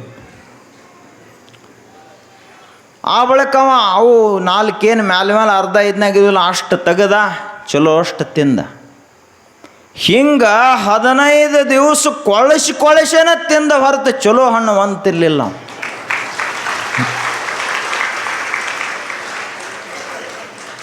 ಪ್ರಪಂಚ ಅಂದ್ರೆ ನಮ್ಮದು ಇಂಥ ಪ್ರಪಂಚದು. ಕೊಳಸೆ ತಿನ್ನು, ಚಲೋ ಹಣ್ಣು ತಿನ್ನಪ್ಪ ಅಂತ ಬಸವಣ್ಣವ್ರು ಹೇಳಿದ್ರೆ ಇಲ್ರಿ, ಅವ್ರಿಗೇನು ತಿಳಿತಿತ್ತು? ನಮಗೆ ಭಾಳ ತಿಳಿತದ. ಸ್ವಾಮಿಗಳು ಏನ್ರಿ ಹೇಳಕ್ಕೆ ಬಂದ್ರಂದ್ರೆ ನಿಮಗೆ ನೀವೇನಂತೀರಿ? ಸ್ವಾಮಿಗಳು ಇದು ನಿಮ್ಮ ಕ್ಷೇತ್ರ ಅಲ್ಲ, ನೀವು ಚಲೋ ಹಣ್ಣು ತಿನ್ನೋರು, ನಾವು ಕೊಳಸಿ ತಿನ್ನೋರು ಅಂತ ನೀವು ಅಂತೀರಿ. ಹಂಗಾಗಬಾರದು ಜೀವನ ಅಂದ್ರೆ. ಅವ್ರೇನು ಹೇಳ್ಯಾರ ಬಸವಣ್ಣವರು? ಕಳಬೇಡ, ಕೊಲಬೇಡ, ಹುಸಿಯ ನುಡಿಯಲು ಬೇಡ ಅಂತ ಹೇಳ್ಯಾರಲ್ಲ. ಬೇಡ ಅಂದರೆ ಏನು? ಅವು ಕೊಳತ ಹಣ್ಣಿದ್ದಂಗೆ ಅದನ್ನು ತಿನ್ನಬೇಡ್ರಿಪ್ಪ ಅಂತ ಹೇಳ್ಯಾರ. ಕಳತನ ಮಾಡದೇ ಇದ್ರೆ ಅದು ಚಲೋ ಹಣ್ಣಿದ್ದಂಗೆ, ಸತ್ಯವನ್ನು ಹೇಳಿದ್ರೆ ಅದು ಚಲೋ ಹಣ್ಣಿದ್ದಂಗೆ. ಅವುಗಳನ್ನು ನಾವು ನಮ್ಮ ಜೀವನದಲ್ಲಿ ಅಳವಡಿಸಿಕೊಳ್ಬೇಕು. ಇಂತಹ ಜೀವನವನ್ನು ಸಾಗಿಸಿದಂತಹ ಬಸವಣ್ಣನವರು ಎಲ್ಲರ ಜೀವನಕ್ಕೆ ಬೆಳಕಾದರು. ಅವರು ತಮ್ಮ ವಚನದಲ್ಲಿ ಹೇಳ್ತಾರ, ನನ್ನ ಜೀವನ ಇಡೀ ಬಸವಣ್ಣನವರ ಜೀವನದ ಸಾರ ಒಂದೇ ವಚನದಲ್ಲಿ. ಭಕ್ತಿ ಎಂಬ ಪೃಥ್ವಿಯ ಮೇಲೆ ಲಿಂಗವೆಂಬ ಎಲೆಯಾಯಿತು, ಲಿಂಗವೆಂಬ ಎಲೆಯ ಮೇಲೆ ವಿಚಾರವೆಂಬ ಹೂವಾಯಿತು, ಆಚಾರವೆಂಬ ಕಾಯಾಯಿತು, ನಿಷ್ಪತ್ತಿ ಎಂಬ ಹಣ್ಣಾಯಿತು, ನಿಷ್ಪತ್ತಿ ಎಂಬ ಹಣ್ಣು ತೊಟ್ಟು ಬಿಟ್ಟು ಕಳಚಿ ಬೀಳುವಲ್ಲಿ ಕೂಡಲ ಸಂಗಮ ದೇವ ತನಗೇ ಬೇಕೆಂದು ಎತ್ತಿಕೊಂಡ. ಹಂಗೆ ಬಸವಣ್ಣನವರು ಬಾಗೇವಾಡಿಯಲ್ಲಿ ಹುಟ್ಟಿದರು. 8 ವರ್ಷಕ್ಕೆ ಮನೆ ತ್ಯಾಗ ಮಾಡಿ ಕೂಡಲ ಸಂಗಮಕ್ಕೆ ಹೋದರು. ಅಲ್ಲಿ 12 ವರ್ಷಗಳ ಕಾಲ ಅಭ್ಯಾಸ ಮಾಡಿದರು. ಅಲ್ಲಿಂದ ಮುಂದೆ ಮಂಗಳವೇಡೆಗೆ ಬಂದರು. ಕಲ್ಯಾಣಕ್ಕೆ ಹೋದರು. ಬಿಜ್ಜಳನ ಆಸ್ಥಾನದಲ್ಲಿದ್ದುಕೊಂಡು ತಮ್ಮ ರಾಜ್ಯ ಕಾರ್ಯಭಾರಗಳನ್ನು ಮಾಡಿದರು. ಅದರೊಂದಿಗೆ ಅನುಭವ ಮಂಟಪವನ್ನು ಕಟ್ಟಿ ದೊಡ್ಡ ಶರಣ ಆಂದೋಲನವನ್ನು ಮಾಡಿದರು. ಇಷ್ಟೆಲ್ಲ ಮಾಡುವುದರೊಳಗಾಗಿ ವಯಸ್ಸ ಬರೀ 36 ವಯಸ್ಸಾಗಿತ್ತು ಅವರಿಗೆ ದೇಹ ಬಿಡುವಾಗ. ಎಷ್ಟು? 36 ವರ್ಷ. ನಮಗೆ ಎಟ್ಟೆಟ್ಟಾಗ್ಯಾವ ನೋಡೋಣ. ವಯಸ್ಸಾತು ಇನ್ನ ಮಂದಿಗೆ ಬುದ್ಧಿ ಬರುವಲ್ದು. ಬಸವಣ್ಣವ್ರು ಬರೀ 36 ವರ್ಷ ಆಗಿತ್ತು. ಒಂದು ಶರಣ ಕ್ರಾಂತಿ ಆಯಿತು. ಎಲ್ಲವನ್ನ ಬಿಟ್ಟು ಕೂಡಲ ಸಂಗಮಕ್ಕೆ ಹೋದರು. ಪರಮಾತ್ಮನ ಧ್ಯಾನ ಮಾಡ್ತಾ ಲಿಂಗೈಕ್ಯರಾಗಿ ಬಿಟ್ಟರು. ನಿಷ್ಪತ್ತಿ ಎಂಬ ಹಣ್ಣು ತೊಟ್ಟು ಬಿಟ್ಟು ಕಳಚಿ ಬೀಳುವಲ್ಲಿ ಆ ಹಣ್ಣ ಕೆಳಗೆ ಬೀಳಬಾರದು ಅಂತ ತಿಳ್ಕೊಂಡು ಸ್ವತಃ ಕೂಡಲ ಸಂಗಮನೇ ಬಸವಣ್ಣವ್ರನ್ನ ಮ್ಯಾಲ ತಗೊಂಡು ಬಿಟ್ಟ.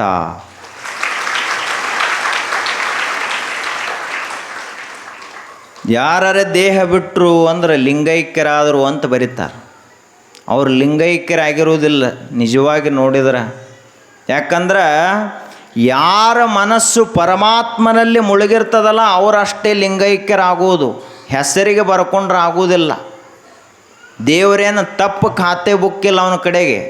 ಇಲ್ಲಿ ನಮ್ಮ ಕಡೆ ಅಷ್ಟ ಅದಲ್ಲ ಬದಲ ಬರಿತೀವಿ ನಾವಿಲ್ಲಿ. ಅಲ್ಲಿ ಹಂಗಿಲ್ಲ. ಅಲ್ಲಿ ಸರಿ ಬರೆಯೋರು ಬಹಳ ಪ್ರಾಮಾಣಿಕದಾರ. ಅದಕ್ಕೆ ಬಸವಣ್ಣನವರು ಅಂತಹ ಜಗಜ್ಯೋತಿಯಾಗಿ ಬೆಳಗಿದರು. ಅವರ ಚರಿತ್ರೆ 1 ದಿವಸ 2 ದಿವಸದಾಗ ಮುಗಿಯುವುದಲ್ಲದು. ಬಹಳ ವಿಸ್ತಾರವಾದಂತಹ ಚರಿತ್ರೆ ಅದ. ಮುಂದೆ ಮತ್ತೆ ನೋಡಲಿಕ್ಕೆ ಬರ್ತದ. ಇನ್ನೂ ಹಲವಾರು ಶಿವಶರಣರ ಚರಿತ್ರೆಗಳದಾವ. ಅವುಗಳನ್ನು ನೋಡೋಣ ಅಂತ ಹೇಳ್ತಾ ಇವತ್ತಿನ ಶಿವಾನುಭಾವಕ್ಕೆ ವಿರಾಮ. ಹಲೋ. ಇಲ್ಲಿಯವರೆಗೆ ಬಸವಾದಿ ಪ್ರಮಥರ ವಿಚಾರಗಳನ್ನು ನಮ್ಮೆಲ್ಲರ ಮನಮುಟ್ಟುವಂತೆ ಪ್ರವಚನವನ್ನೀದ